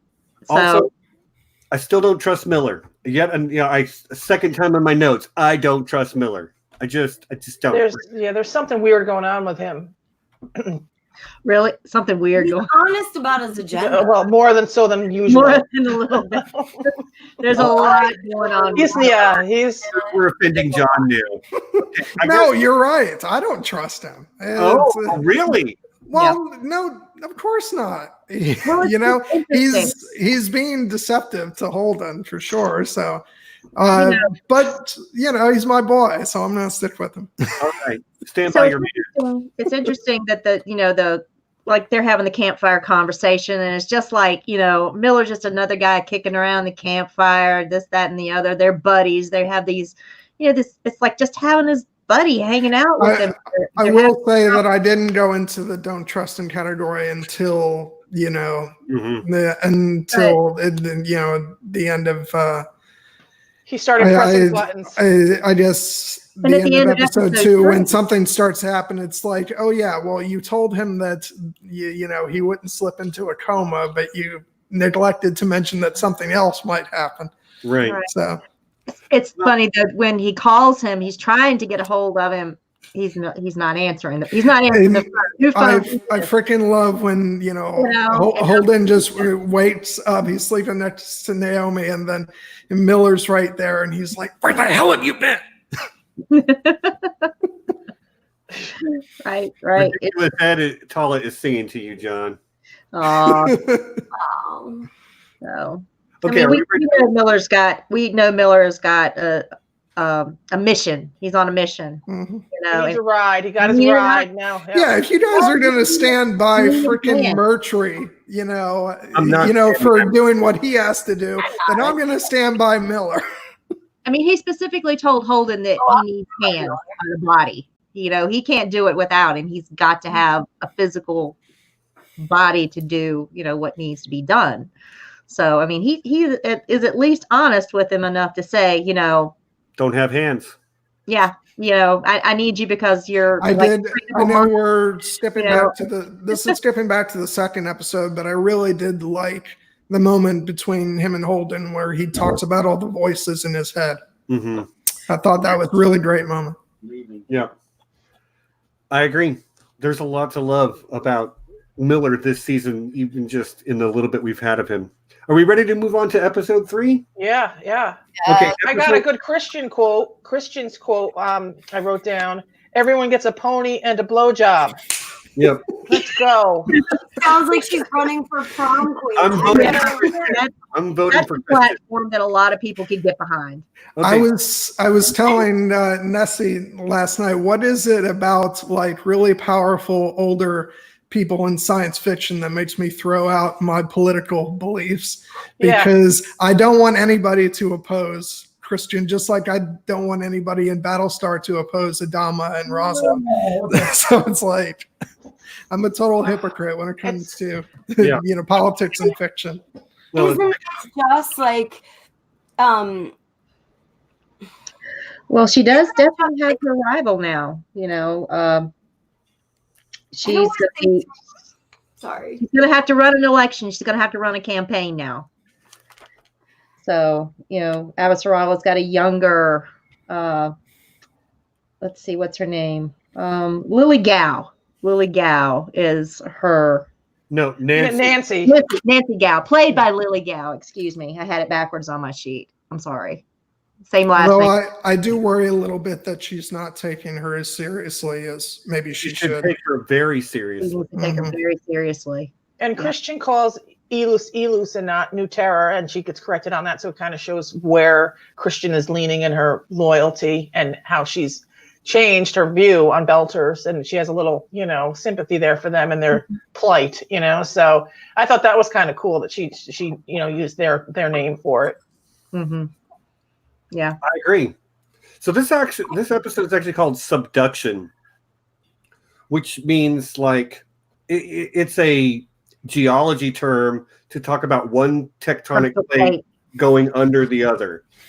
And they're clear to point out at the beginning in the first episode that there is no geological tectonic activity on Ilus or New Terra, if you prefer. But then, like, obviously something happens, the lightning goes off, and which starts something happening. What did you do? I need to figure out a way to turn off what I just turned on. And I'm like, stop touching things. Stop pushing buttons, baby Yoda. Yeah, for real. Oh, Bill Ross says Nancy Gao seemed too young and inexperienced. The newly elected Prime Minister of Finland is 34-year-old lady. So inexperienced. The whole top 5 people that run the country are all women and all like under 35. Like it's fucking amazing. Okay. Sorry, sidetrack. I don't want to talk too much about my actual life, but like the fact that this little, I live in the nation's capital, and I know some women who are actually older and more experienced and wiser and influence the politics of our country. And the idea of this millennial coming up and trying to tell Avasarala how to run things is such a common trope here. I mean, it's just like, it's so real to me, and it's so funny to me, and watching it play out on screen is just such an echo of the way that the world is actually functioning right this very moment. And it's relevant and it's interesting and it's powerful, and I'm totally here for it. I'm loving like the dichotomy between Avasarala and Gao. Like Nancy. She's such a fabulous foil for Avasarala. I absolutely am. Totally. She's her okay boomer. Yes, exactly. Oh my God, Nessie. Yes, exactly. Hey, I already said it, and I actually wrote it. I'm stealing this. Okay, boomer. That's the Prime Minister of Finland. I'm sure that's how she says it. Mm-hmm. I stole that joke from Colbert, so. Oh yeah, I thought that was funny. Yeah. But yeah, we got a 16-year-old on the cover of Time magazine, guys. I mean, yep. She can okay boomer all she wants to. Yeah. So I got some lost again. The season really reminds me of Lost a lot. Prime Lost, like right, when good Lost was Lost. good. Yeah. You mean all 6 seasons? Oh shit! Come on, You John. are so wrong all the time. Ah. John loves everything. He loves everything that ends crappy. Yep, I just kicked him out. There Okay. I'll let you back in this time. But I believe you mean everything that ends wonderfully. Oh, John, I love you, brother, but man, it must suck to be that wrong all the time. you must have liked True Blood too, didn't you? No, nobody could like that ending. I mean, come on. Oh my God. Ooh, what I a never shit even show. bothered. I never even bothered with that show at all. So I loved it in the beginning. It was good. It was totally a guilty pleasure. And then it wasn't. I read the whole book series, and the author completely shit the bed at the end too. And then the show was like, hold my beer, and made it even fucking worse. I couldn't believe it. I was like, this is that. Who did she end up with? Sam? I mean, come on. Oh. All right. Let's talk about The Expanse. All right. I can't believe y'all want to 2 soil hours this. in and we're only started the episode 3. Come on, you guys want to talk about the stuff that I like, and you're soiling the stream with True Blood talk. Please. That was just so we'd have some common ground, John. Something we can all agree on is how bad. Even John, there's even a series that John doesn't care for. So trying to help you out, buddy. In this episode, there's a whole lot of Naomi losing the fight against gravity. Yeah. All the way up to the point where we basically get told, look, you're not going to win this fight. You can't win this fight. You're going to have to go back up the well or you're going to die, which is 2 days. After months of enduring those painful injections, it's heartbreaking. Yeah. Yes, but because we love Naomi so much, so in the books this didn't happen, but because we love Naomi so much, we really zero in on that, and we see the pain and we see the struggle. Well, now we think about it in the broader context of what all of these Belters went through that landed on this planet that has more gravity than Earth. Yeah. And, then we hear Lucia speak about people that either were had to go back up recyclers 2 days later or had to go back up. And we understand what they have to go through to build this new life for their families. And we understand the struggle in a much more compelling way because we see someone that we are very invested in go through it. And I actually like that they did that. Yeah. Yeah, I do too. It's very compelling. It's to see someone, like you say, someone you care about, come up against something, a health condition that they literally can't overcome. Yeah. There's literally probably nothing she can do. She's got to go back up the well and stay there. Mm-hmm. And all because of the circumstances of her birth. Right. And then we can relate that to the broader population of all of these people who took this brave and daring risk, who risked their lives, not just shooting the ring, but trying to land on this planet and trying to actually survive planet side when they've lived their entire lives in space. Drummer said it best. They were foolish to think they could live there. That's her. But they do. They do. So that strength and that dedication and that perseverance, it's more compelling because we're watching Naomi struggle with it. Yeah.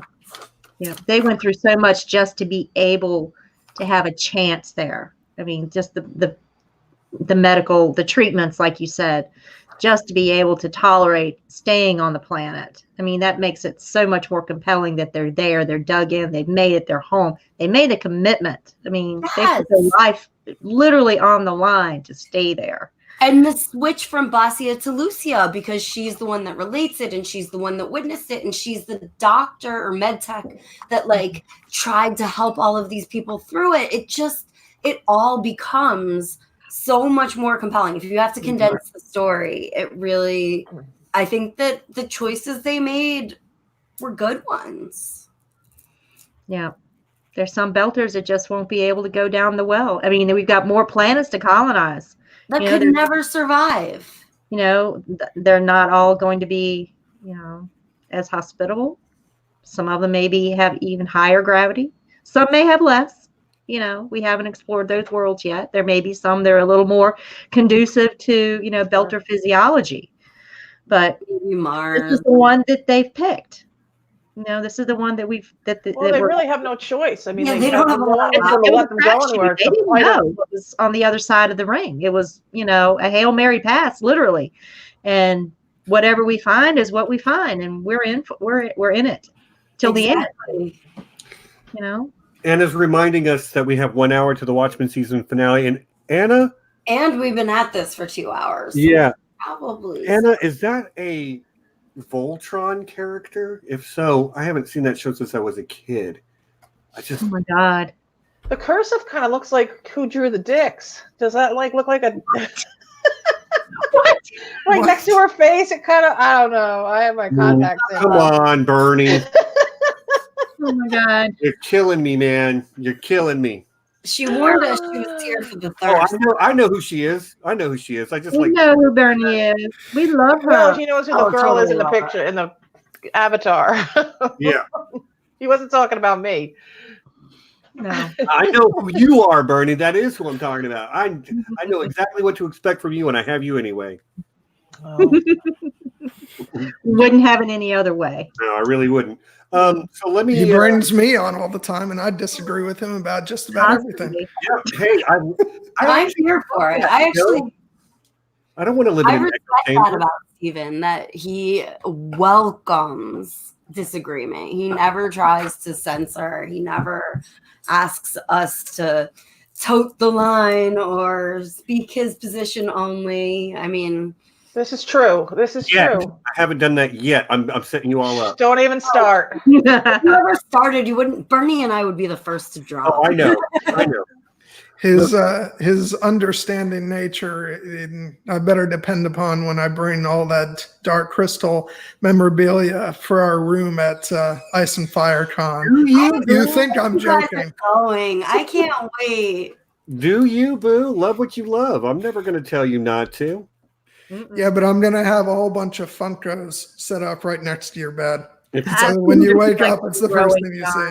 Okay, that's great, man. If you want to create a transport all that stuff, that's up to you, I guess. Did you get the Dark Crystal golden book for any kids in your life, John? For Christmas? No, I haven't gotten that one yet. No, this is a shameless plug. My sister-in-law wrote it, so you should get it. It's $5. Mm-hmm. You should go and get it for all the children in your life. Nice. And it's not scary. Yes, Bernie knows. She's got the inside track over there at Random House, right? Yes, there. yes. We got someone sitting in there watching for Gerb every fucking moment. Yep. She's on the Gerb watch. Okay. Shameless plug. Steven doesn't want us to take up any more of his stream with Dark Crystal. Yeah, I know. Sorry. I mean, it is an Expanse stream. We've talked about lots of things, but if you want to give a little bit of love to that show, I've got no problem with that. I loved it. I mean, I grew up, I loved the movie as a kid, so the show, I ate it up. I was excited. I mean, I'm here for the creepy Jim Henson phase. I liked it, it fit. I like I like Dark Crystal in the theater. I loved Fraggle Rock when yes, Madam Trash. My God, the big trash heap. I loved her. I hadn't even thought about that since I was a kid. So that was Jim Henson's dark phase, and I'm here for it. I'm totally all about it. Okay, we'll end the torture now, Steven. Okay. I'm not being tortured. Like I say, love what you love. I'm never. Hey. I can't speak to it. I didn't particularly enjoy that show, but it is what it is. Yeah. I do want to make sure I bring up. Amos does what he sees what needs doing, and then he goes and does it. Yep. Which there's a scene in episode 3 which is very much like, I need an isolator. Do you have one, Naomi? No, I don't. Okay, well, I'm just going to go take one from RCE. BRB. And like, just do me if you have to. Right. Does that mean we're not effing anymore? No. I'll see you later. No, it's not. But like, her reaction is great too. Yeah. Love it. He shut her right up. She was like, didn't know what the fuck happened to her. She was like, wait, what? Totally turn it over. All of a sudden, she gets that little smile on her face, like, oh yeah, we're still doing that. Mhm. He played her. Mhm. I don't even think he did. I don't even think he's that sophisticated. He took her mind right off of what she was thinking about.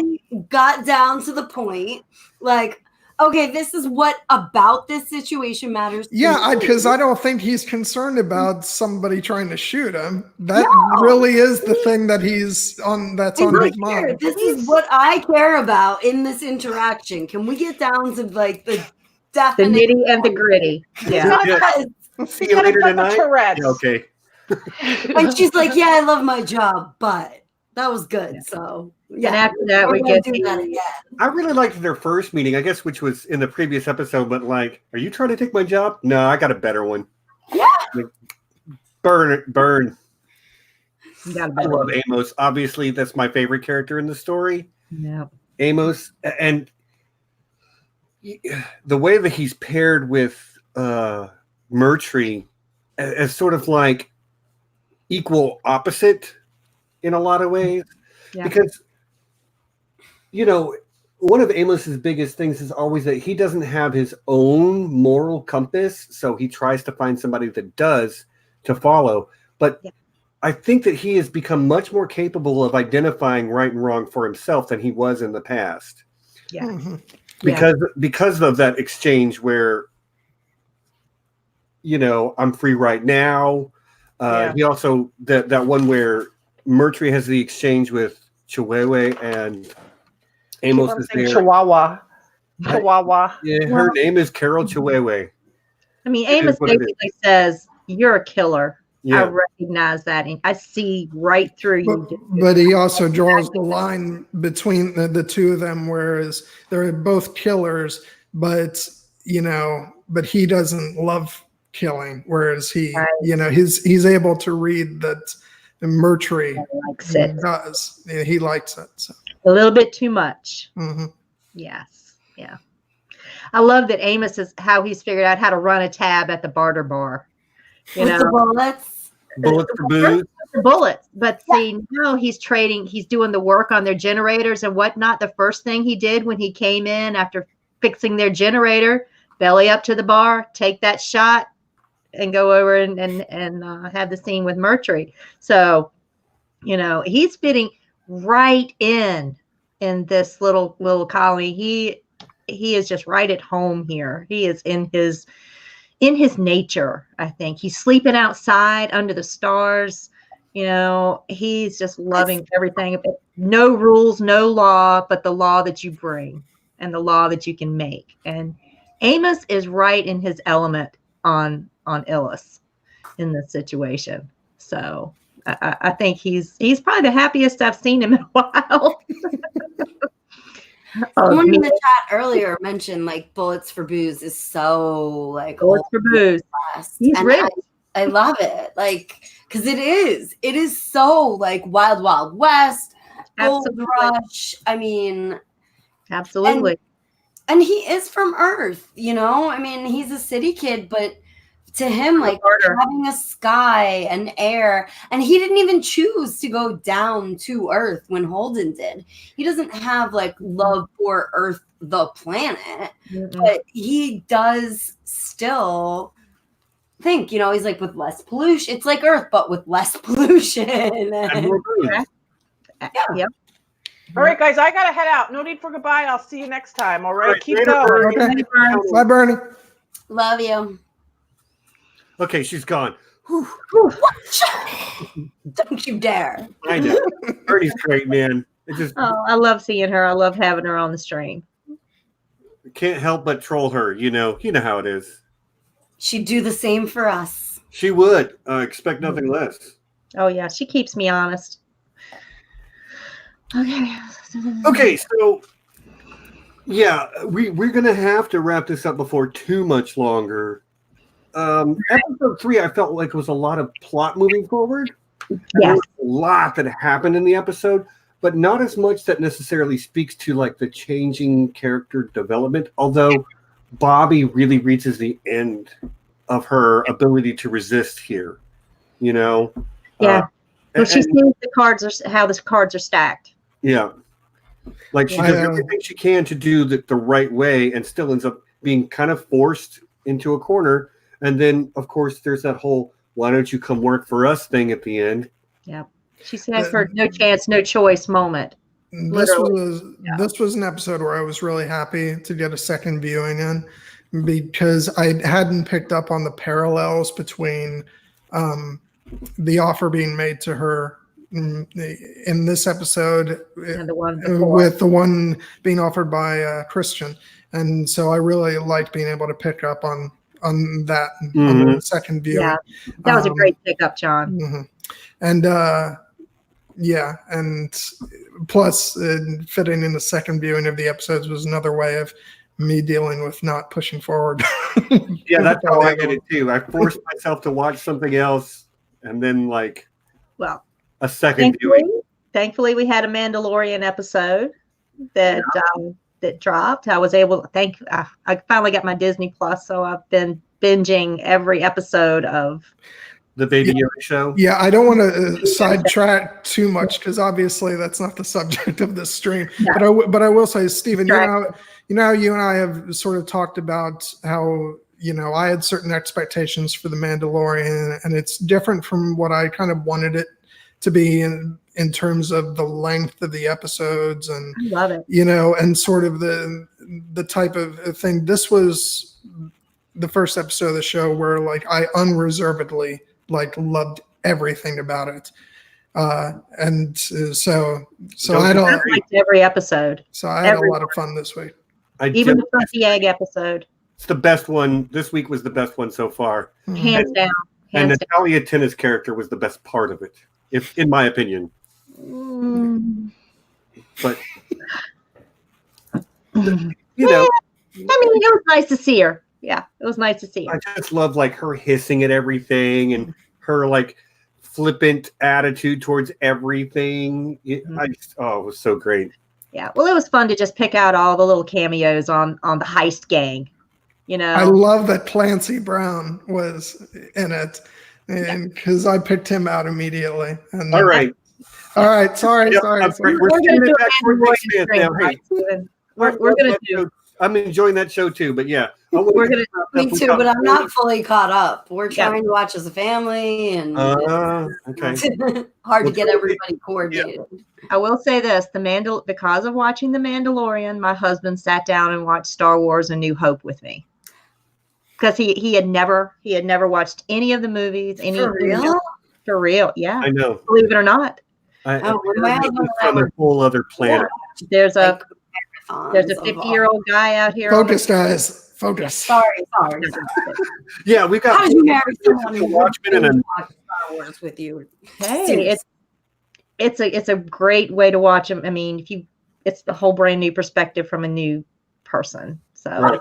Like John, it's beautiful. I like having our little virgin among us. Yeah, well, he's fully caught up now. He's fully behind than I am. I still have to watch my tongue quite a bit, considering the books. You're doing a great job, though. It's not about that. But he's fully caught up, and still we can't have spoilers. But it's good. It keeps me in check. I won't spoil your viewers. If I didn't have a million other things that I was currently watching and reading already, I would have read the books too. But I just can't swing it. You will eventually. You will. Well, I'm trying not to spoil myself too bad, so I've stopped at book 4. Have you have to read? Well, maybe you shouldn't. But the new novella. I'm not going to read that yet. I'm just going to hold off. I haven't come out right around the same time as the new episodes because it was a serious competition for me in the novella one. I did start The Vital Abyss though, which it can be read any time now, and I'm wondering if we're going to see any of that plot line drop in because of the timeline. The new novella. Not going to spoil it. Stephen, did you have notes on anything else for episode 3? I did. We should dive into. Yeah, just a couple of things I want to make sure I hit it. And that is, so Dr. Lucia has a daughter named Felcia, Felcia, who wants to leave Mm-hmm. But and that again is tied up in the argument about not having a choice and being forced. Like the conversation earlier in the season where Naomi is talking with Drummer and says everybody should have the choice. They were foolish to think they could live there. Everybody should have a choice. Lucia's like, we're not leaving. Naomi still is one of those like everybody should have a choice type people. So. And she went to university in the Belt. Yeah. She wasn't down the well. She got her education in the Belt, a Belter education. So it's not, outside of, parameters of what's possible for her. They're going to need these people.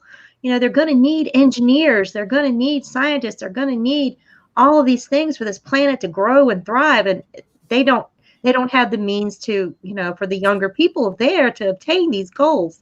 So if they want their colony to live, if they want their colony to grow, they're going to have to, in some way, educate their young. I mean, they're just right now just surviving. What are they doing to, what if there's more kids? Because I mean, that happens. And those kids are going to be born on Ilus. They're going to be islands, I guess. Ilians, New Terrans, whatever. Illusions. Yeah, whatever. Yeah, there's a line in the books where it's actually pretty hilarious when Sharla goes through all those options. Like, what are they going to be called? Illusions? That's ridiculous. But that's one thing that I think that storyline with Felsia, that the books actually did do better, because she had that relationship that she has with Naomi, she has with Elvie. And it is so deep because Elvie was on that shuttle. I mean, she literally watched people she came down with die because of, and, Basia, who they switched to Lucia, has raised Katoa and lost a son already. Mm-hmm. So very adamant, and it's very clear why he doesn't want to let Felsia go, because he left Katoa on Ganymede and Katoa died. And so, he's like, I can't let my baby girl go. Whereas she is building this relationship with Elvie, who has been in a situation where she's inclined to at least distrust the Belters, who are planet. Yet she really identifies with this young girl who's intelligent and wants to learn and wants to get out there and see the universe. And it's such a great relationship because it brings Elvie closer to the people who are on the planet, and it brings, that Belter story into the scientist's mindset. And but again, that takes a lot of setup. It takes a lot of text. It takes a lot of, inside your brain, like. And Felsia just immediately identifies with Naomi. I mean, she just immediately does. They strike up this perfect relationship, and that works on screen. That really does. Yeah, it really, really works. There's no buildup necessary. It's just she can look up to Naomi. She's like, this is Naomi Nagata. Yes. And because we feel that way, and because Naomi is a celebrity personality, that does make much more sense than having her build over time a relationship with a scientist from Earth. Yeah, it's a little bit hero worshipy, even, And she's like, Naomi could do it. Which simplifies things, but it does work better on screen. I do agree with that. Right. That was one adaptation I think really, really worked. So anything else anybody wants to make sure they bring up? Because I only really have one more thing. Hit it. I'm going to have to pee soon anyway. I'm almost to the bottom of my glass of wine. I only do one in this. The Mertry attack at the end. Yes. On the cell. I understand why he felt the need to take some kind of action. But again, basically, you know, why didn't you try to arrest and detain those people rather than like, where's he gonna put them? okay, but like gunning them down as they come wandering out of their, I'm sorry, Yeah, like, No, it's not right. As much as I've like tried to devil's advocate his point of view, like that's the point where he's really, really losing me completely. It's not right. But well, in and it's his the mind, it's the fact that, and you know, something else that really drives home how, you know, horrible it is, because whatever rationale you want to make for it, it's the fact that how does that scene end with him calling back to the Belter's question from the opening of the episode? What are you going to kill us all? And he says, The answer I hope that answers your question. You know, So this that is a answers all cold-blooded move that he makes. Yeah. He's a killer. Yeah. One thing I did notice though is that Chandra Way is not part of the group that is pulling the trigger.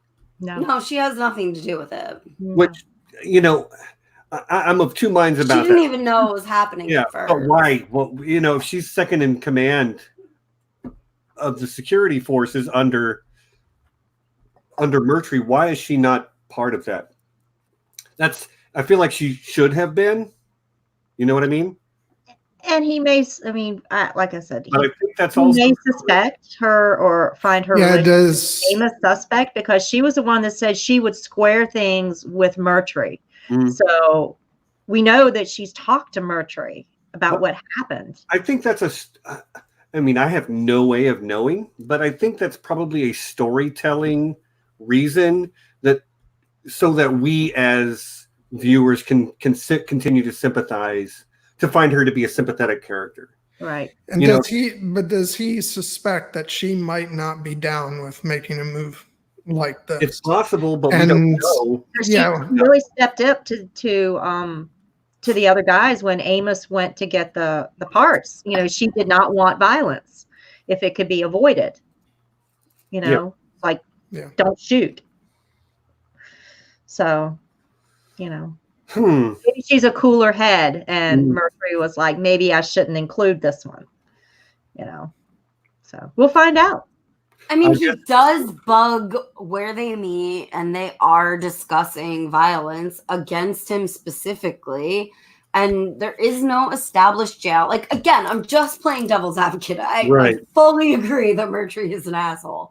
But, like, he doesn't have a way to detain them. He doesn't have a way to try them. He does. They can send a shuttle up to whatever the RCE ship is in orbit. Even on that, it's full of scientists. There's no like actual military there.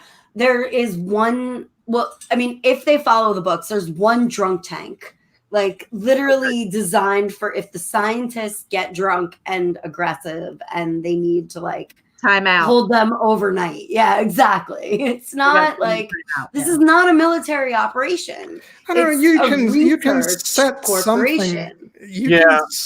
I still think you can set something up as sort of, you know, some kind of jailing structure. You know, I mean, everybody mark your you could, but in his mind, John, I agree. Oh my God. I agree too. But in his mind, we have the guns, so we are the sheriffs, and like they don't have all the guns. It's like, I mean, again, I do not agree with this. This is not the way that I think justice should be run. But it is very reminiscent of the way that at least this country was built, you know, like you're not wrong about that. They very much like the same way they study science and are current on that.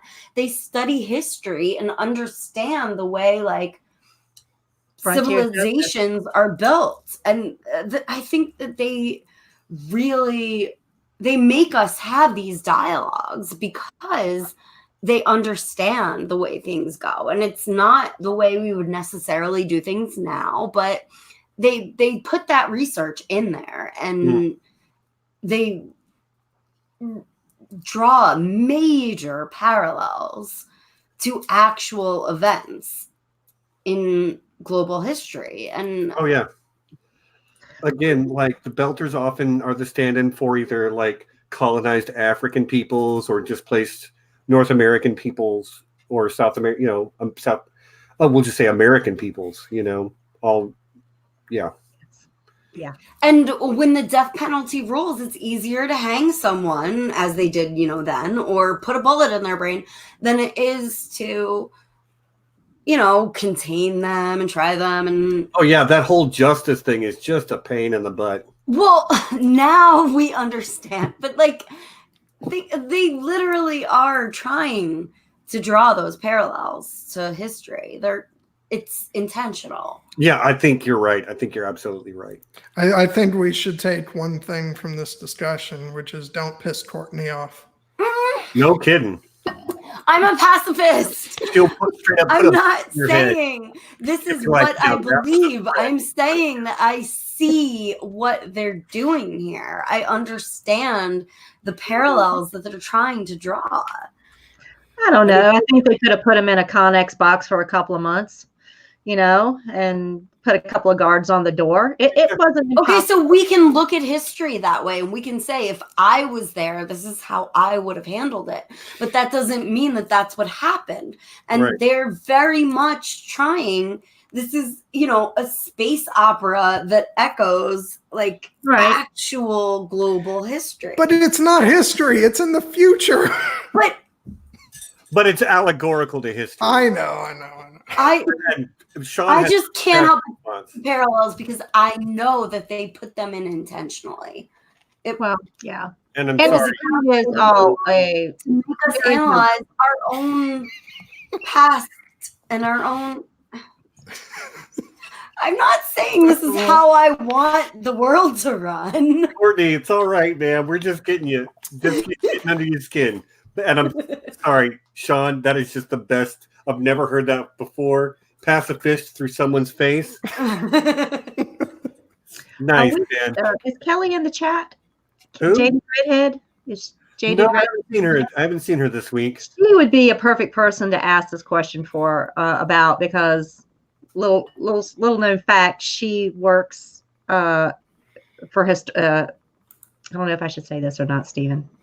But she's for she's a historian. Yeah, she's a historian, and she works for a very old place in the United States. So if you want to ask questions about how things were done in the colonial era of the United States, she would be a very good person to ask. Yep, indeed. Colonial justice. I mean, like fresh off the boat, colonial justice. She would be a good person to ask these questions of, and I hate she's not in the chat. And the producers, the authors, the directors of this show are highly intelligent and like well-educated people who have researched these kind of things, and they very intentionally draw these parallels that make us understand. Like they put a lot of thought into like human nature and what someone would do in this situation and what people historically have done in these situations. And I find that so, I mean, I'm nerdy. I find that really fascinating. So I tend to like, I'm not defending the position. I just, I Courtney, see you're it. treading the same ground now. Nobody's saying you're defending the position. We've trolled you enough to the point where she thinks we're actually meaning it. Okay. We don't mean it. But like I can see it's my fault. I don't have very much experience in trolling people, so maybe I'm going too far. Or I just don't know you enough. If it came from Bernie, I would totally see it as a troll move. From John, with his little halo perfectly intact, I still think that you're just being That's just my friend and honest. Oh, damn. You went there. Oh. Okay, and that's not what I was saying. But we got 30 minutes before Watchmen finale. All right, except for those of us watching with HBO Go, I'm going to watch it at my leisure. Yeah, I'm going to basically watch it as soon as it comes out so I can tweet about it. So can we just like talk about our overall feelings? Yeah, talk about whatever you want. I mean, obviously I'm only 3 episodes in, but like this show has entered a whole new realm for me. I am loving everything about it, and I love that now with Amazon doing it, it's just taking it, just higher. I mean, part of me doesn't want to get superficial about sort of the visuals and and the budget and stuff, but it really is making not a difference in terms of like what they're doing story wise, but it just allows them to be able to tell stories that are on a much like bigger canvas. Mm-hmm. I mean, some of that stuff like on the planet, just you cannot imagine something that epic for the show before. And I love it because the feeling I had watching, especially those scenes on Ilus, were like as if my favorite show hadn't, or one of, I know what you're saying, Stephen. That this is my favorite show. It's not my absolute favorite. I'm saying it's becoming a favorite. But it's like if I was watching, a show that I love, and then all of a sudden it's like a big, motion picture production on a huge theater screen, and that's what it feels like watching this show now. Right. It's that big. And it's all grown up now, John. Yeah, and whereas before I hadn't considered it broaching the level of like Battlestar Galactica level sci-fi in my estimation, now I have to say that right now I see it rising to that level for me. Right. And I'm even exploring the possibility that it may surpass that with, some more time. So we'll see. So I may end up going ahead and acquiescing to your earlier comments that it was the best sci-fi show. So we'll see. Again, best is a very relative term and it's a very subjective term. So like I could say it's the best and you can disagree and we're both right. But I do love the show. It's my Firefly had the potential to be the best. Yeah, but Firefly was left too short a run. Hanging. Yep. But this, I mean, for me, this is definitely up there. I did like Firefly quite a bit. Firefly is like, I equate it to, it's the sort of, Camelot of, TV shows where it only existed for a bright, shining moment. But it shines all the brighter because of that. Pedar, oh my gosh. You gotta be kidding. You gotta be kidding. Oh yeah, okay. Hides behind couch. I see you, man. He was like my new favorite person on the interweb. And he just dropped in status just a little bit. Aw. Everybody's jumping on board. Oh wow, yeah. Still burns. Yep. No. And he's allowed to be wrong. Oh, you've never watched it, Pedar? Oh man, it's not long. You can watch all of it in a weekend. You can. You too can experience. And it is really, really good. And disappointment. The only thing when it was abruptly. Yeah, the only thing wrong with Firefly is that it ended. Yeah.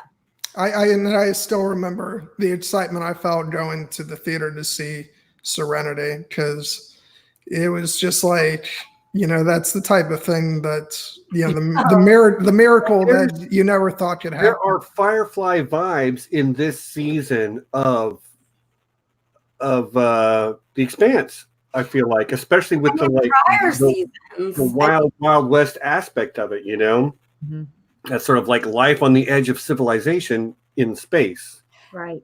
And I'd be curious to rewatch now that I've seen a show of the caliber of The Expanse with the Amazon funding and everything, how I would maybe view that differently. But I remember at the time.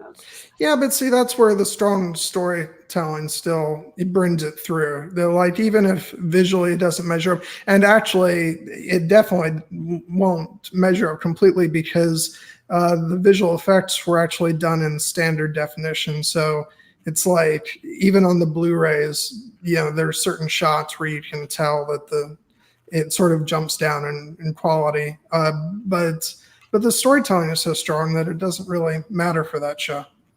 Yeah, I agree. Like, you're right. The visual effects probably aren't going to hold up, but like even a lot of the choices they made in how they shoot things in that show was the homage to the spaghetti western, like the hard zoom and then the focus comes in was, Yeah. Anna says that there's also Firefly vibes on The Mandalorian, which can't argue because it is definitely the spaghetti western style. Yeah.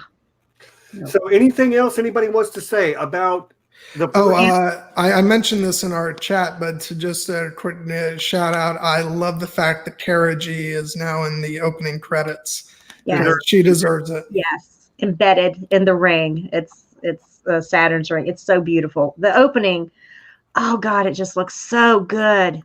The new opening. I love it. I love it. Love it. I love the new the change they made to the end credits too, where it's in the ring and they have the credits inside of it. Yeah, I love everything about it. Mm-hmm. I don't have anything negative to say about this season at all. I doubt I will. Again, every negative thing I could think of to say so far has been said, and it was like, that's it was super tiny nitpicks. Yeah. But anyway, guys, I'm getting to the point where I have to run to the restroom. Yeah. All right. We crossed the 2-hour mark, and we're all like, we're at 2.5 hours right now. We're at 2.5. So I'm going to have to eat, and I've got to go to work tonight, guys. Yeah, I know, Nessie. I read that, and I was like, how are you powering through? Oh, God, it sucks. He's a goddamn rock star. That's how. Yeah, I wasn't going to miss this. Okay. I was going to mainline some coffee if I had to. I'm not going to miss this one. Talk to me at 7 a.m. tomorrow, and I might have a different story. Yeah. Well, we love you for being a trooper. Oh yeah. Well, we all wouldn't miss it. Wouldn't miss it. Love hanging out with you guys. Love it.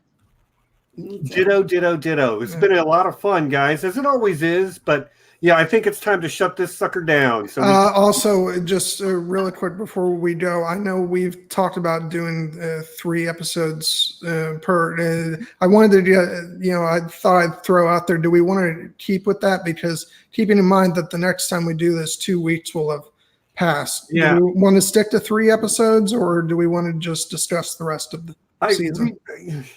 I don't know. 2 weeks from now is like Christmas, and I'm going to be in Florida. Yeah, well, it is what it is. We might have to discuss this, like, not live. Well, I got to say, it's just we're part doing of at least 3. We know that. We're doing at least 3, but yeah, the likelihood is that I'm going to binge the rest of this show tomorrow. I have to go Christmas, so I think I'm probably just going to watch all 7 episodes I haven't seen yet tomorrow. I don't know if I can do 7. I certainly won't be doing 7 episodes tomorrow, but yeah. I'm sticking to 1 a day. So it is what it is, John. We'll get back to you on that, okay? Well, no, I was just asking just in terms of what's the, what everybody in the chat, would kind of like, or, if they're happy with the 3 episodes, or they want more, or what? Okay. Well, it took us like almost 3 hours to discuss. Yeah, to discuss 3 episodes. And Anna asked why we don't discuss this next week, and it's because Nessie works every other Sunday. So we're going to do Expanse streams every other Sunday, so she can be here for those, because this was the show. Fair enough, man. I got family and life. And if there's any way that I could change that, guys, I would. I mean, I really, really would. But I'm stuck on this every other weekend. Healthcare sucks. Yeah, getting a regular weekend day off is not in the cards. So yeah, next week I want to talk about Watchmen anyway, because that'll still be really fresh. So join us next week. It seems like the consensus in the chat still has, maybe doing 3 per stream. I think it has to be. Yeah, I defer to Mom's wisdom. She set up a perfect schedule. Yeah. This was Mom's original idea, and like I say, it took us an hour, 2.5 hours to talk about 3 episodes. So I think we're going to need to just keep it broken down, and that's fine. That just gives me more to keep talking about for longer. Yep. At least nobody will have to be careful next week because we'll all probably be caught up. So. Yeah, probably. If not, we'll be way far ahead. Yeah, I don't know how far. Yeah, I'll have it done by 2 weeks. Who am I fooling? Yeah, right. I'm gonna rewatch again tonight, and then I'll be doing my rewatch for sure. For sure. So at any rate, guys, I'm gonna have to go to the restroom really, really quickly. So let's shut this sucker down. Less than 20 minutes to watch till Watchmen premieres to the finale. So, guys, thanks again for coming. It's always thanks for having us. Wonderful people. Love it, you guys. Love it.